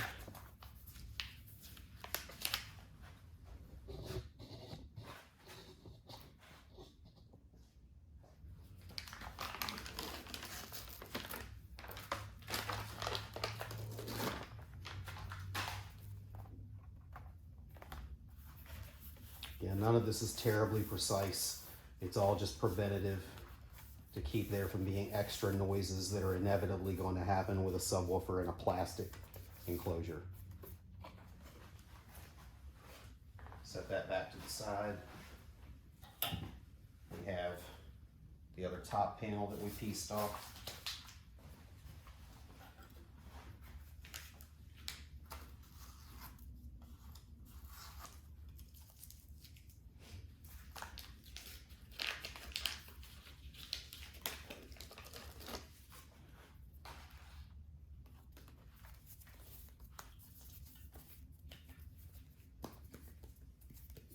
And you'll notice the difference if you give this panel a tap before you put this on and then give it a tap afterwards. You'll definitely be able to tell that the density of this has changed and the resonant frequency of this has changed. So it's not going to have that ring to it when things get cranking.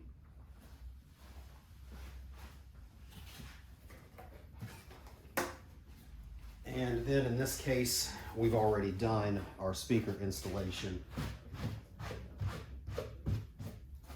Make sure you have something, if you happen to have done it in this order, make sure you have something really soft to keep this from getting scratched.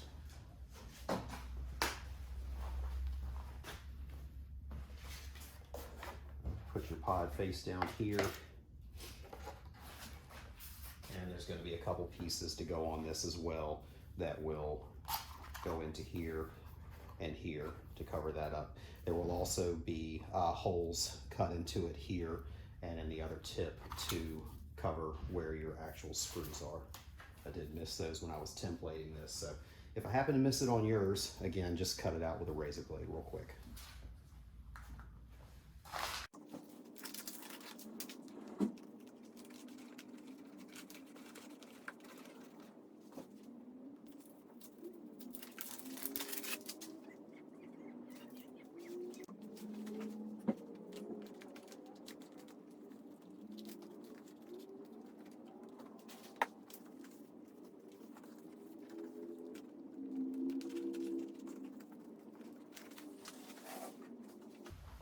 Okay, so that does it for the sound deadening.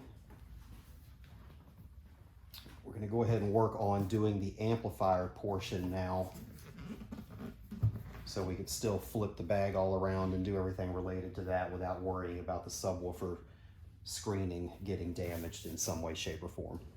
So let me grab the amplifier and we'll get into that part. Okay, so in the kit, you're going to have a bunch of 1/2-inch machine screws, washers, and nylon lock nuts. There'll also be a miscellaneous screw in there that you'll use in this particular part. So the amplifier is going to go here. It does just barely fit. It probably touches the panel all the way around, so it does have to be relatively precise as to where this is going. So when you look here, you'll see the quarter, and then you'll see this other line that's kind of imprinted in the bag. Those seem to be in all of the bags, so that gives you kind of a reference point. So you're butting this piece right up to that line that's there. When you have that there, you want this pretty much going along the edge here. When we actually mount it down, we may even kind of kick it out towards the edge a little bit. But for now, you're just going to want to mark your hole as to where this foot is. Easiest way to do that is probably with the separate screw that you just screw into that location, or you can Sharpie it or what have you. In this case, I'm going to go ahead and just self-tap this.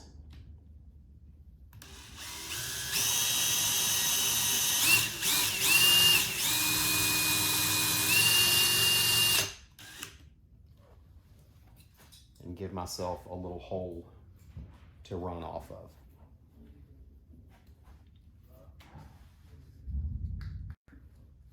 So for this, I'm using a 5/32 drill bit.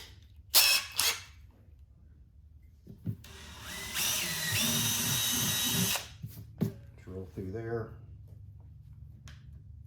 and your screw will go into that. Actually, I think I'm going to step that drill bit up one size. So I'll drill the hole a little bit too small for my taste, so I'm switching the bit to an 11/64 bit. Give you just a little bit of wiggle room there.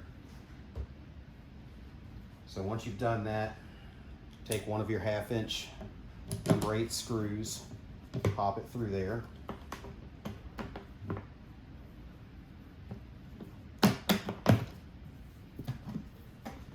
Open your bag up. Take one of the washers and one of the lock nuts and just kind of loosely screw that on there, so we still have wiggle room to move the amplifier around. So now that you've done that, you're going to want to flip this whole thing over to get to this side here. So once you're here, there's an L bracket that's in the kit that you're going to attach to the amplifier here and bring this up to mount to the bag here. So same thing, take one of your 1/2-inch,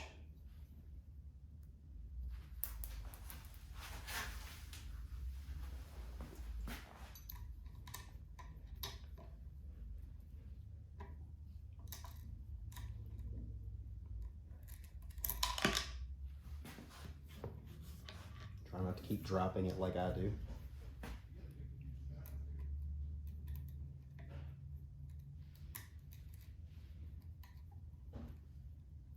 Screw those loosely together and then bring the amplifier up. So your other panel is going to overlap onto this side, so you can't have the amp overhanging there obviously, but you want it just to the inside of that panel where you're going to be mounting this in. So same thing here, kind of hold this whole thing together. Take your drill bit that you just used, put a quick hole through.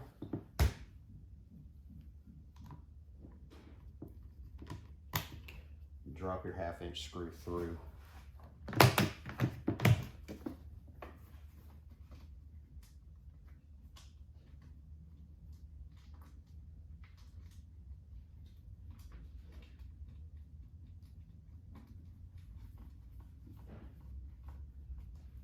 Have that loosely mounted. So now you just want to tighten everything up from that point with just Phillips head screwdriver. And the nut size for this particular portion,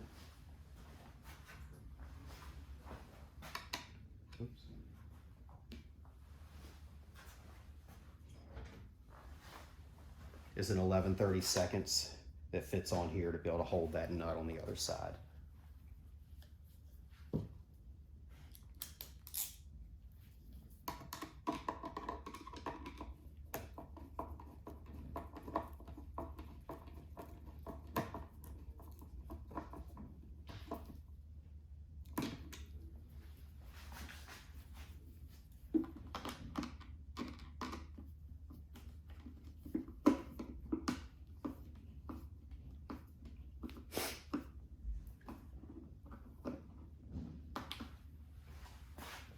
Once you tighten those two, flip her back over, and you'll have another screw to go here. But before you do that, you probably want to just make sure that you got the amplifier in the right place and make sure that the cover is going to fit back on there and it doesn't need any tweaking. So this cover overlaps for the holes here and then sits down, and make sure that your screw holes line up here as well, and we're all good. It is sticking up here, but that's going to be the other panel interlocking there. So we know that we're good as far as the location of the amplifier. We can go ahead and drill out for our other screw on the bottom.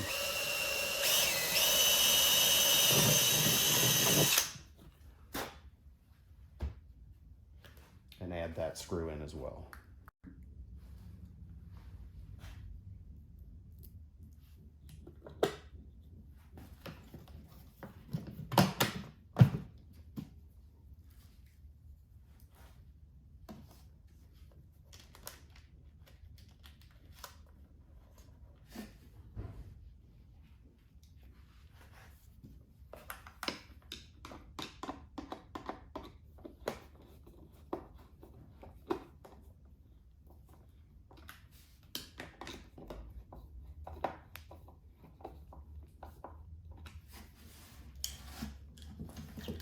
Okay, so amplifier is mounted. Everything on this is pre-done as far as wiring goes, so all of this is basically running up to go out the normal OEM location. So that stuff's all going to be pretty straightforward. Once we get our 8-inch template mounted in, I'll show you a couple other steps that are on the outside of the bag before we start reassembling everything. Okay, so included in the kit was a JL Audio bass knob, so to speak. And what this is going to be is something that you will mount in here with the amplifier on this panel that allows you to reach down with your left hand and turn the bass down on the subwoofers. Let's say you're going on a 3-hour ride and you're traveling at high rates of speed. You're probably not going to hear the woofers but so much when you're in that scenario, so it makes sense to go ahead and turn them down so they're not just wasting electricity, more strain on the bike, charging battery, that sort of thing. So this will be something that kind of makes it easy to defeat that. It'll mount right above the amplifier but come through the bag right on this panel here. So when this is on, it'll be down here on this side. You'll see finished pictures later in this scenario. But for this, one of the pieces in your kit will be this little template piece. It kind of has a wedge shape to it. That's going to sit right down here in this panel. So you just drop this piece in where it sits comfortably, and take your Sharpie or something to score the inside of that to give you a drilling location. And that's where you're actually going to drill your hole for this base knob. You'll use a 3/8 inch drill bit to do this, and just drill right where that part was.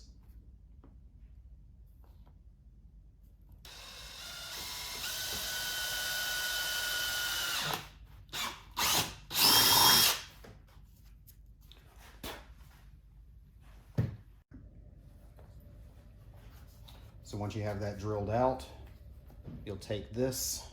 You'll notice that it's a little bit off center, so you'll want to actually put it in where the wire is pointing this way in the panel, and then take the black washer and nut that were supplied with the knob to screw this together.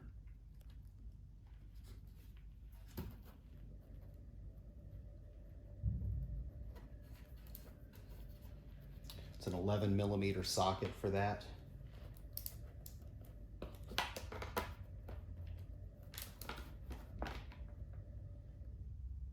Get that good and snug.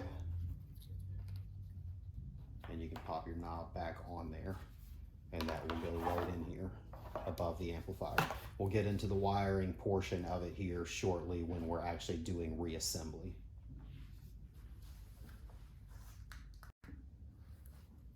Okay, so for this portion, we're going to be drilling a couple holes in the top of the bag here.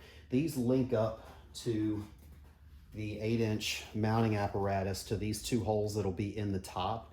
These are actually going to be, one, a reinforcing part between the top and the side to hold that stuff together a little stronger. Two, this is actually going to transfer the audio signal from inside of this pod to the outside.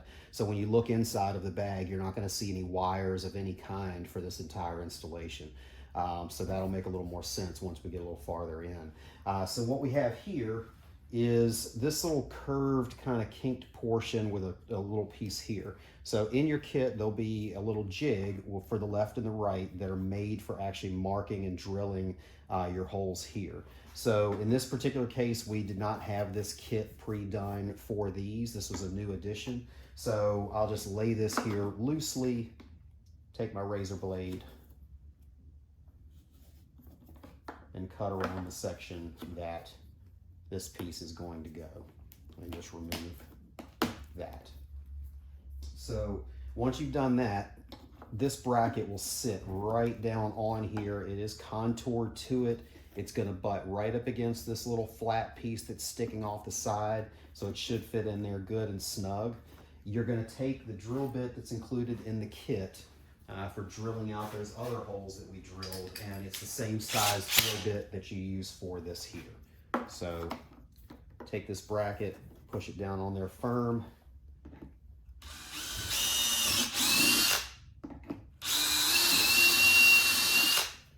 And give that a quick drill through. And now you have your two holes for where the 8-inch piece is going in here. So next we'll move to actually mounting that piece in and getting into some more details related to that.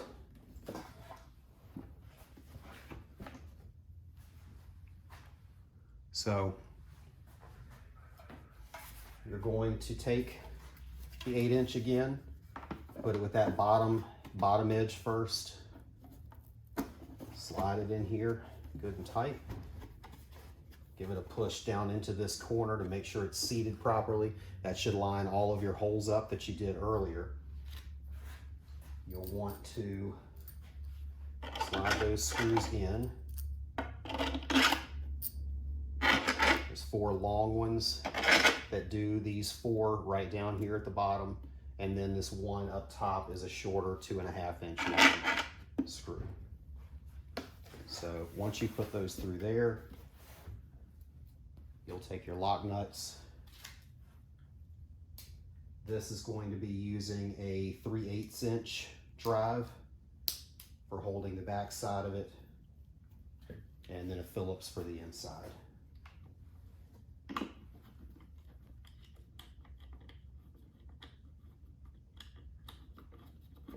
These will be a little tight as far as the tip of the screw not coming through all that much in some places because the gasket is still holding that off with more distance. Once you crank these down or get them started, then you'll have no problems there.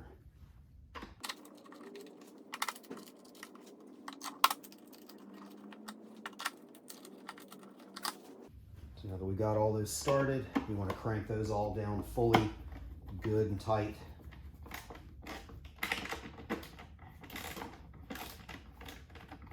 So as to seat that gasket as hard as humanly possible to keep moisture from being able to get into the bag.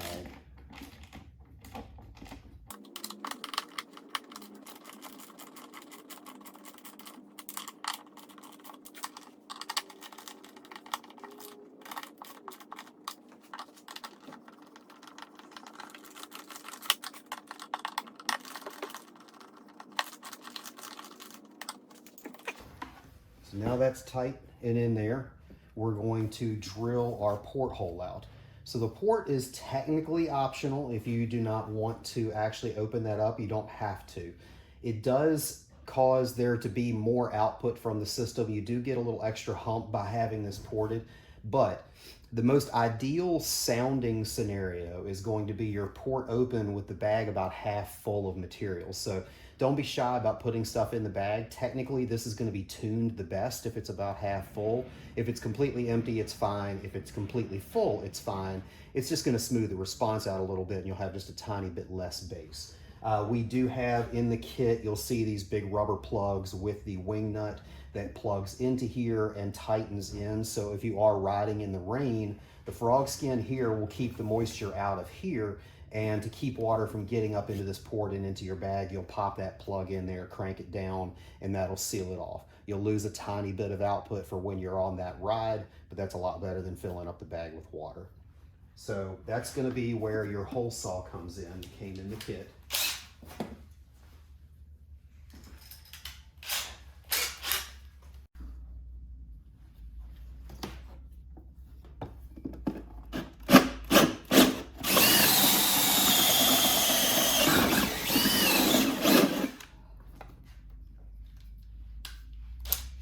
That's it.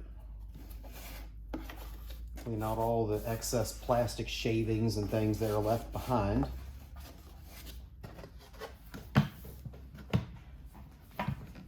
And you'll have your port coming out of the other side.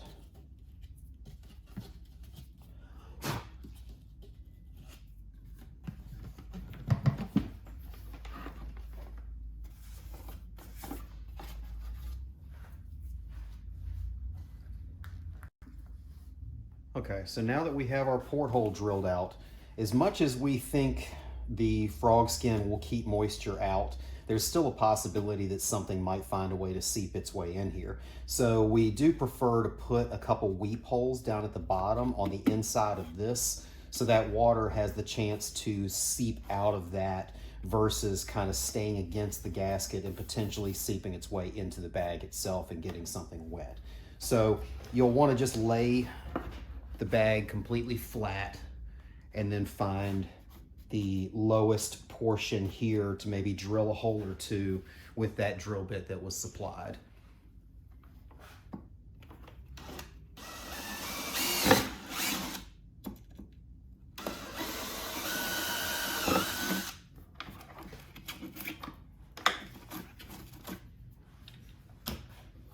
Any moisture that may find its way in here, some fine spray that gets through that screening, that will drip out of the bottom here. Okay, so now we're going to get to running our studs and wires through that feed to the 8-inch sub. So look down in here. If you see that these holes aren't completely clear, if things didn't line up 100%, then just take your drill bit that was supplied for this, give it just a quick edging to make sure everything is fully cleared out. And now you'll be good for your nuts and bolts to go through here. But these are actually going to come in from the bottom to the top. So you'll have your short jumper of wire here that has a connector for the subwoofer and a ring for this. So basically push this through from the bottom. There'll be a little edged in piece here, this groove that the ring connector sits in so it's not spinning around on you while you're on the other side trying to put this in. So go ahead and stand your bag back up. You'll have this coming through the top, and you will be nut and bolting other wires and stuff off of here. So let me get this camera set up real quick. Okay, so in this one, we have the length of the red wire that's coming from the amplifier, this pigtail here. The red is a little bit longer than the black, so we want to run our red from the inside on this side here. You'll stack this terminal on there. Throw your washer on underneath that against the plastic. Drop your ring connector on there. Just kind of loosely install those. Same thing on your black one here. That's going to come in from the underside.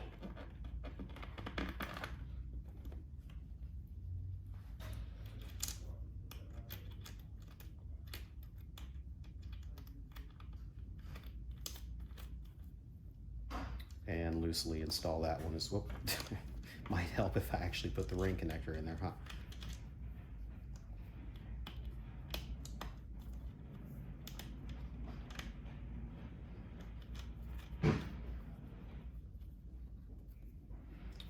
So once you have those started, you'll want like a short Phillips head screwdriver to hold the other side of it and then torque down with a socket on this side. So this is a 3/8 inch socket drive for this. So I'll hold my Phillips head there.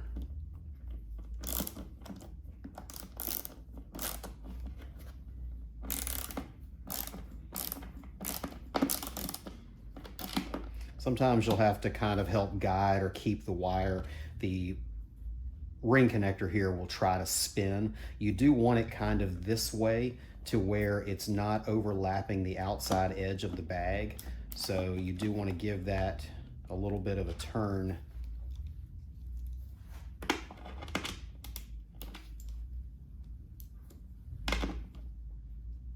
To make sure it's going this direction a little bit. So once you do that, you should be able to snug this down while kind of holding that piece in place so it doesn't rotate as you're tightening down.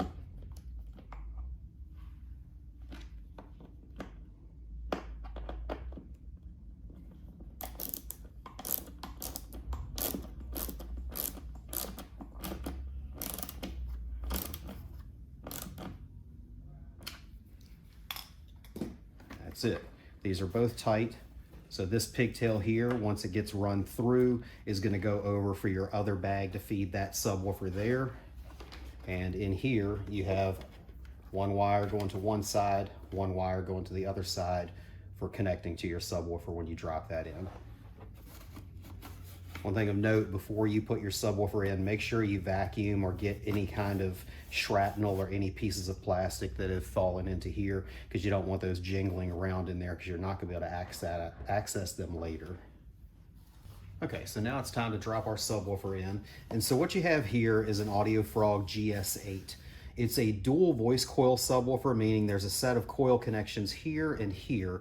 In this scenario, they're wired in series. So we have the positive lead and the negative lead connected together, which leaves a leftover positive and a leftover negative. Those are the ones you're going to be actually connecting, and it will work its way through naturally from there. So you'll want to note that your positive is marked with a red ink, whereas your negative is not.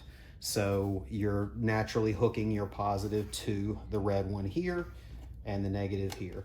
You do want to use these terminals here that are to the outside rather than the ones that are on the outer edge here. These are actually very, very close to the sides of this, so it's going to work better if you use these other two that are left externally. So In this case, the positive is right here. So we're going to plug this on. Make sure that plugs on good and tight. If it does not, make sure it's either not going to the side of the connector and actually into the connection point, or give this a squeeze if you need to snug that up a little more.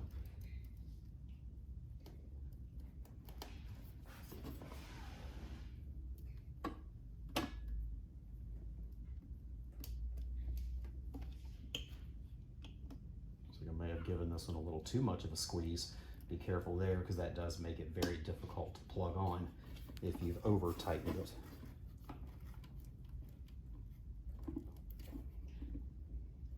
So give those a little bit of a bend upwards before turning around and dropping your woofer in.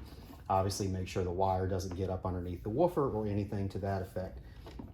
Get your backing ring holes lined up properly if they aren't already.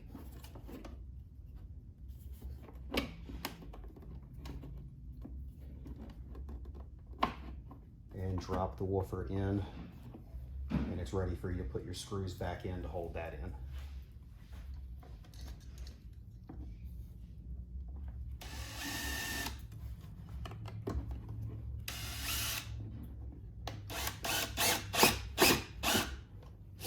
Get all 4 of them in loosely before really cranking down on it to make sure everything is lined up.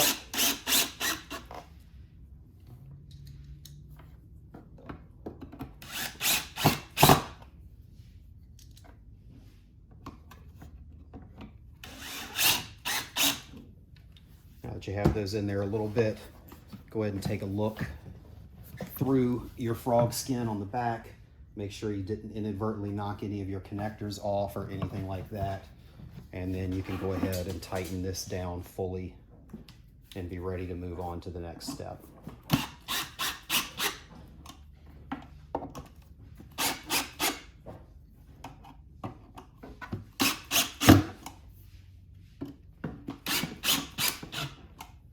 So your woofer is officially installed and wired. If you want to, you could go ahead and put your grill on now and line that up with the bottom as far as the leveling, and push that grill on. And technically you're done on the inside of the bag.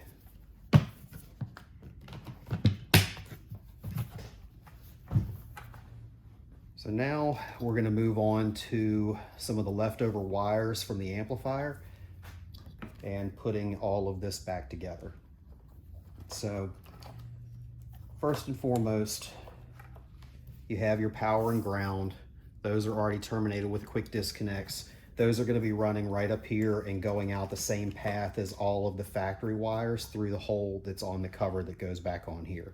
So the only things that we really have left to actually work out is going to be the plug-in for the volume knob on the subwoofer amplifier and putting that panel back on. So we'll get to that part now.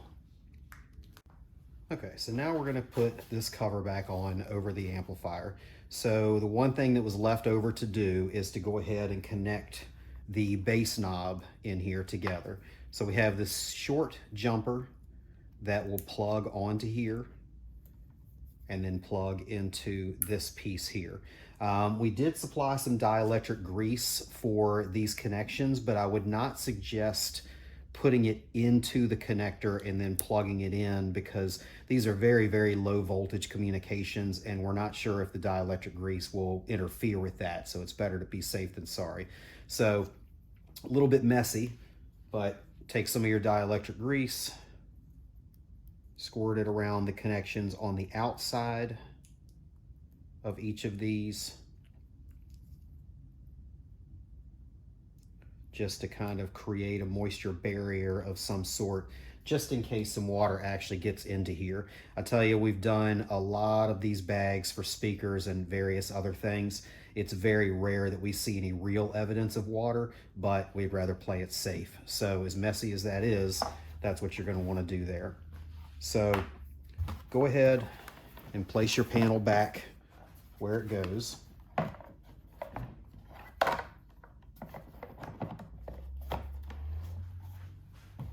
Line everything up on both sides.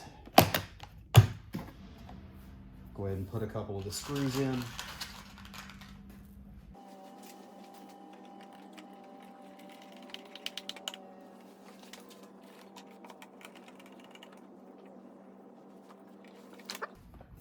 A little top heavy with that woofer in there now, so it does have a mind of its own.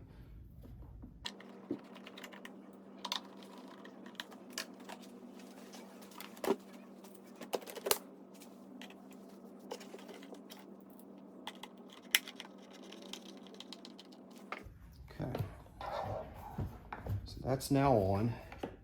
We'll want to go ahead and contend with some of our wires here. Everything in this wire bundle, your power and ground, your preamp signal here is all going to be running out through that same path as the factory wires do. So you'll want to go ahead and bring those up here, kind of keep them off to the side a little bit because the speaker is going to be here, but then wire tie them up here at this other point so they're kind of headed the right direction. In this particular install, we have a remote wire for the amplifier running. This bike is actually getting a bunch of extra things that are not really normal, that's more custom in-house.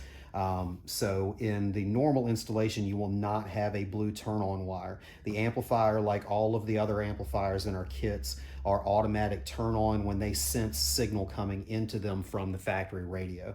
So if the factory radio is not on, the amplifier is not on. If the factory radio is on, the amplifier is on. That's why we added this bass knob here, because if you wanted to eliminate this, you can't just flip a switch and turn it off. You would just turn it down and it would just stay in here idling. So these don't really need to be routed anywhere, so you're going to tuck these up in here. You can drill a little small hole in this bracket right here to give you something to wire tie to that would keep those held in place so they're not bouncing around on you. So let me get a drill bit and we will work on that. Okay, so we'll take our drill bit.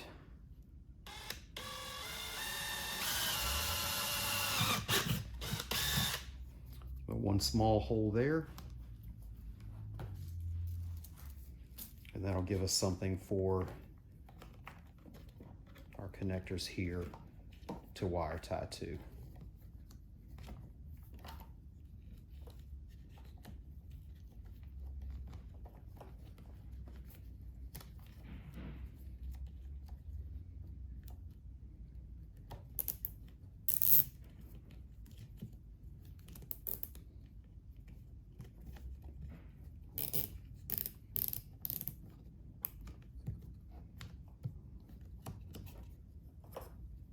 And this little flappy door that's on the cover for that, you certainly could snip that off. It's not serving any purpose anymore.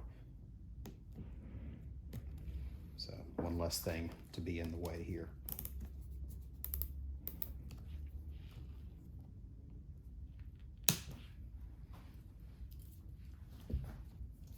And now we'll pull the remainder of our wires.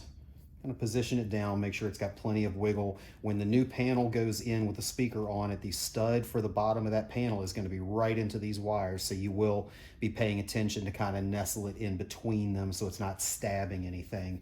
But go ahead and bring these up. You'll want to leave your RCA connections here that are these fatter connections. Leave those up in the bag rather than try to have them coming out. So just get all of your stuff positioned as best you can right here, and throw you a wire tie around that to hold those there.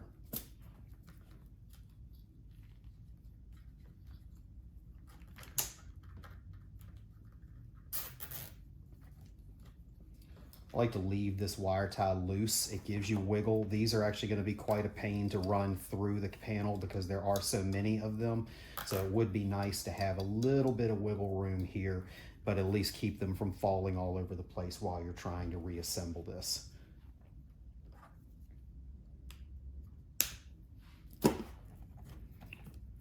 So now that we've got these taken care of, we'll put our speaker lid on here first.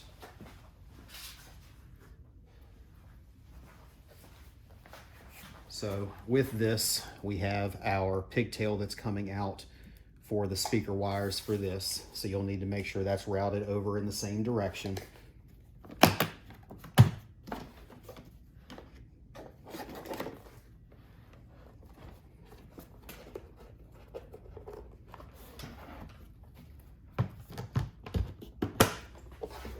And then take a peek down here to make sure that your wires, like I mentioned, on the stud that's coming down through here, make sure that's nestled in there and not just stabbing the wires down there at the bottom.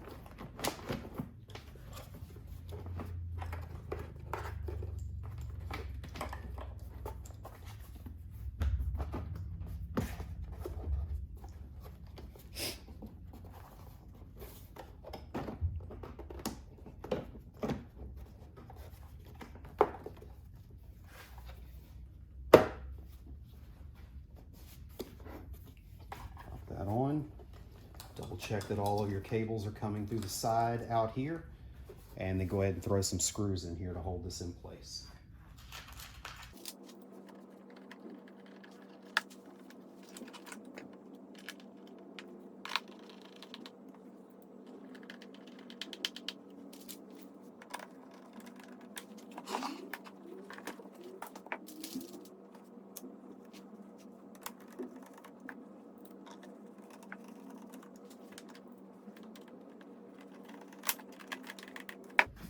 Once you're there, make sure you're still opening and closing just fine, that you haven't done anything weird as far as any binds go, just to double check that.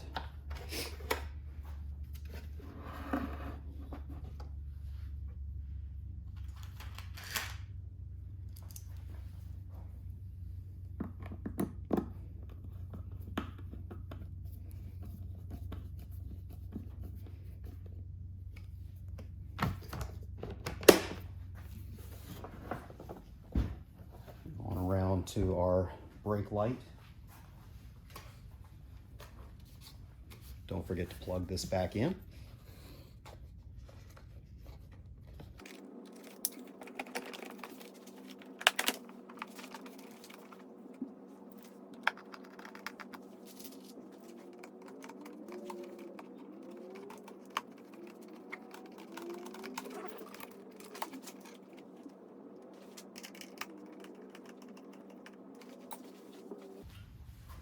Snap your top piece back on.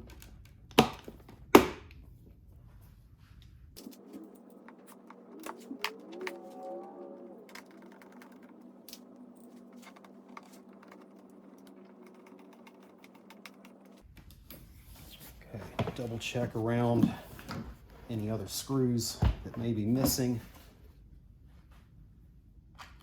And then last but not least, we'll put the lid cover on, since we've had that off the whole time, just to keep it protected and clean, free of scratches.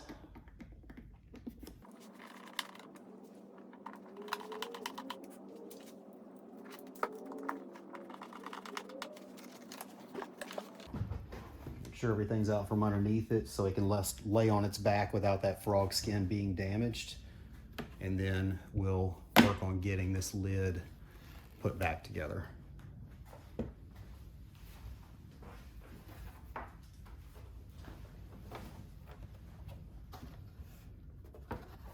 This part's super straightforward.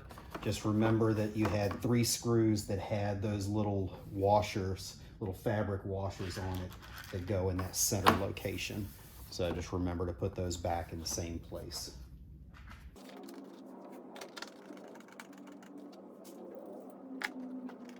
It should be reasonably tight going back together. That's the point of that sound deadener in there, is to make sure that it kind of creates a pressure point and helps keep that from smacking against each other and making a lot of noise.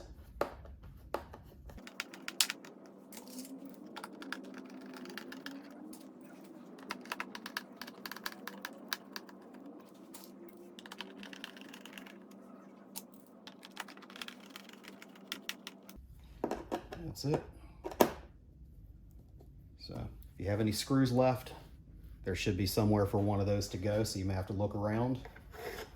Go ahead and reclip. I'm going to stand this back up.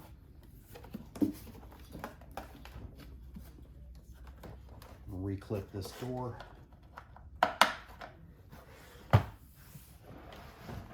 And you are officially back together and ready to go with a new subwoofer. So you have that in the bag itself.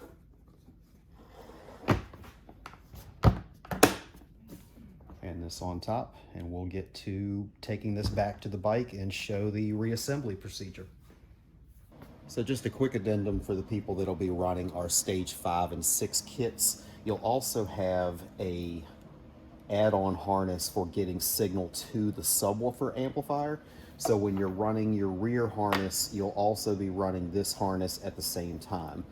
Very similar plug on this, so you'll be routing it the same direction from back to front, and just leave yourself a little bit of slack back here, so when you're done with everything, you have the space needed to be able to tuck away and wire tile your wires where you want those to go.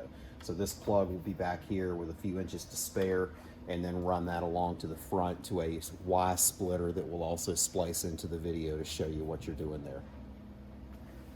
So for those of you doing the stage 5 and 6 with this subwoofer, you'll have the feed that goes to your subwoofer amplifier that you've run from the back up to the front, and you'll have a splitter that splits the signal that's coming from the OEM amplifier to go to your new amplifier as well as the amplifier in the back. So your cable that's coming down from the pods has a white plug on it. You're going to take this Y connector that was supplied with the kit, plug this onto that, plug your leftover male end into the input of the amplifier here. So these probably won't match from a color standpoint, but your one male end will connect to the female end on the amplifier. Your male end that's coming from up top will plug into one of these females, and then the other female will plug in for your subwoofer amplifier feed. So that's splitting the signal to this amplifier and to the amplifier in the rear. And then you'll just take this, tuck it in here, and wire tie it to your bracket to get all that out of the way. And that's it.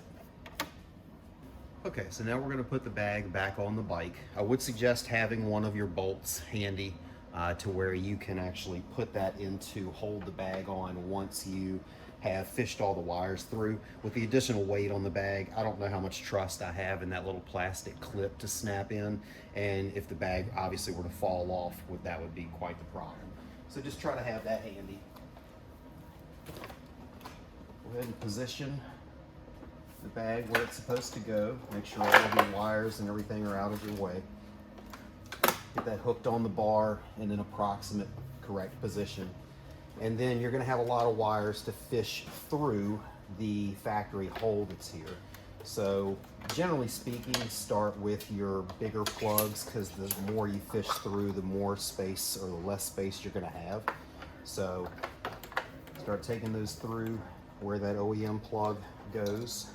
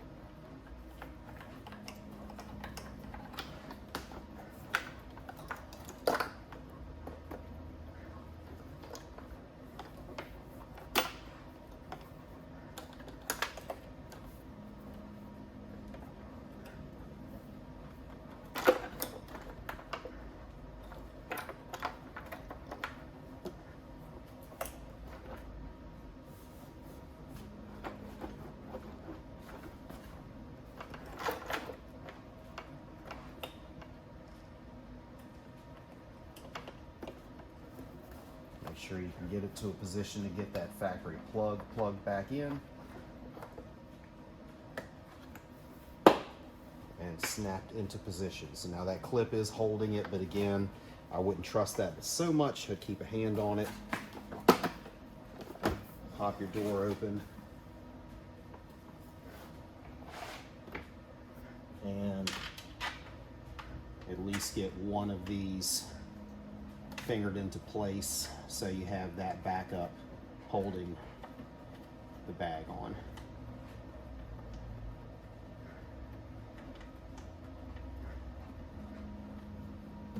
Okay.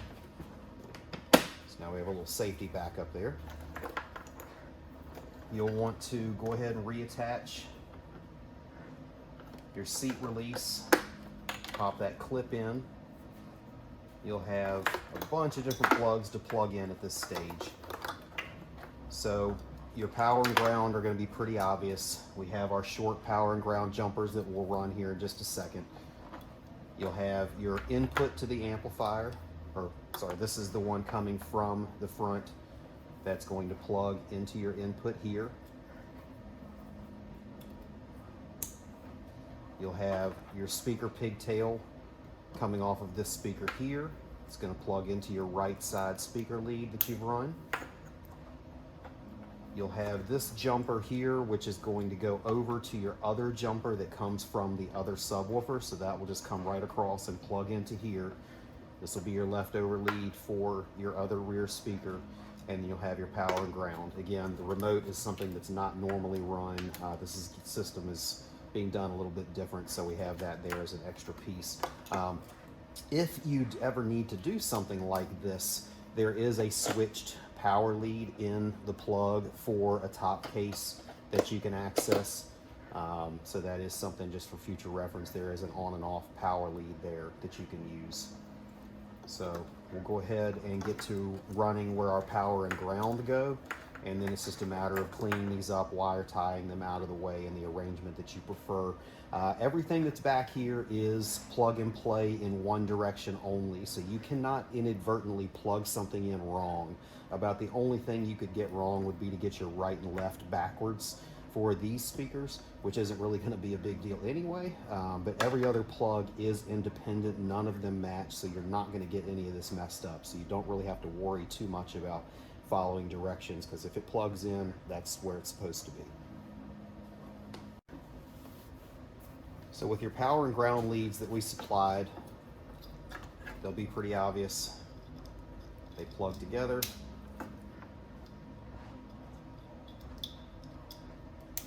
And then it's just a matter of routing these.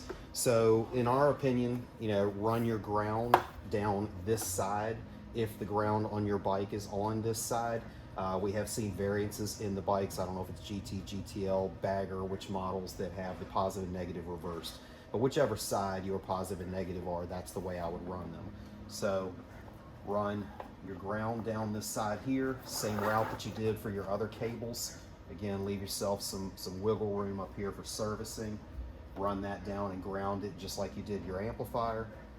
And power, and this bike is on this side, so we'll run that down the opposite side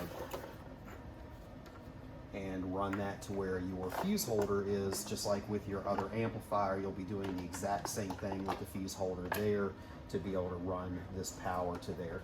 Just quick note for those of you that if I didn't mention this in previous videos, a lot of people do wonder why there is a fuse holder here when there's also a fuse holder on the amplifier.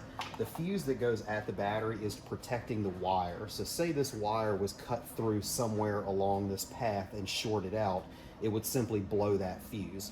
The amplifier's fuse is after this wire, so if the wire were to short out, it would melt the wire down, probably catch the bike on fire.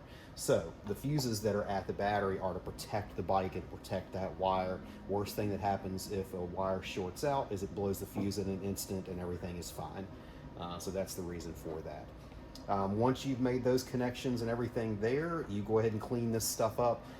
As usual, I suggest turning everything on, making sure everything's operating properly before you completely tie everything down and get everything done. That way, if you have anything going on that maybe you somehow missed, you don't have to worry about that. You can fix that and then go ahead and tie everything into place and put everything back together. One more thing I did mention, the lead that's coming from the other side, that's your leftover. This is going to be the portion that plugs into that. All this is a set of positive and negative to go over to the 8-inch studs that are coming out on this side bag. So the only thing you'll have coming out of this bag would be this one pigtail that plugs in to here and your other pigtail that plugs into there.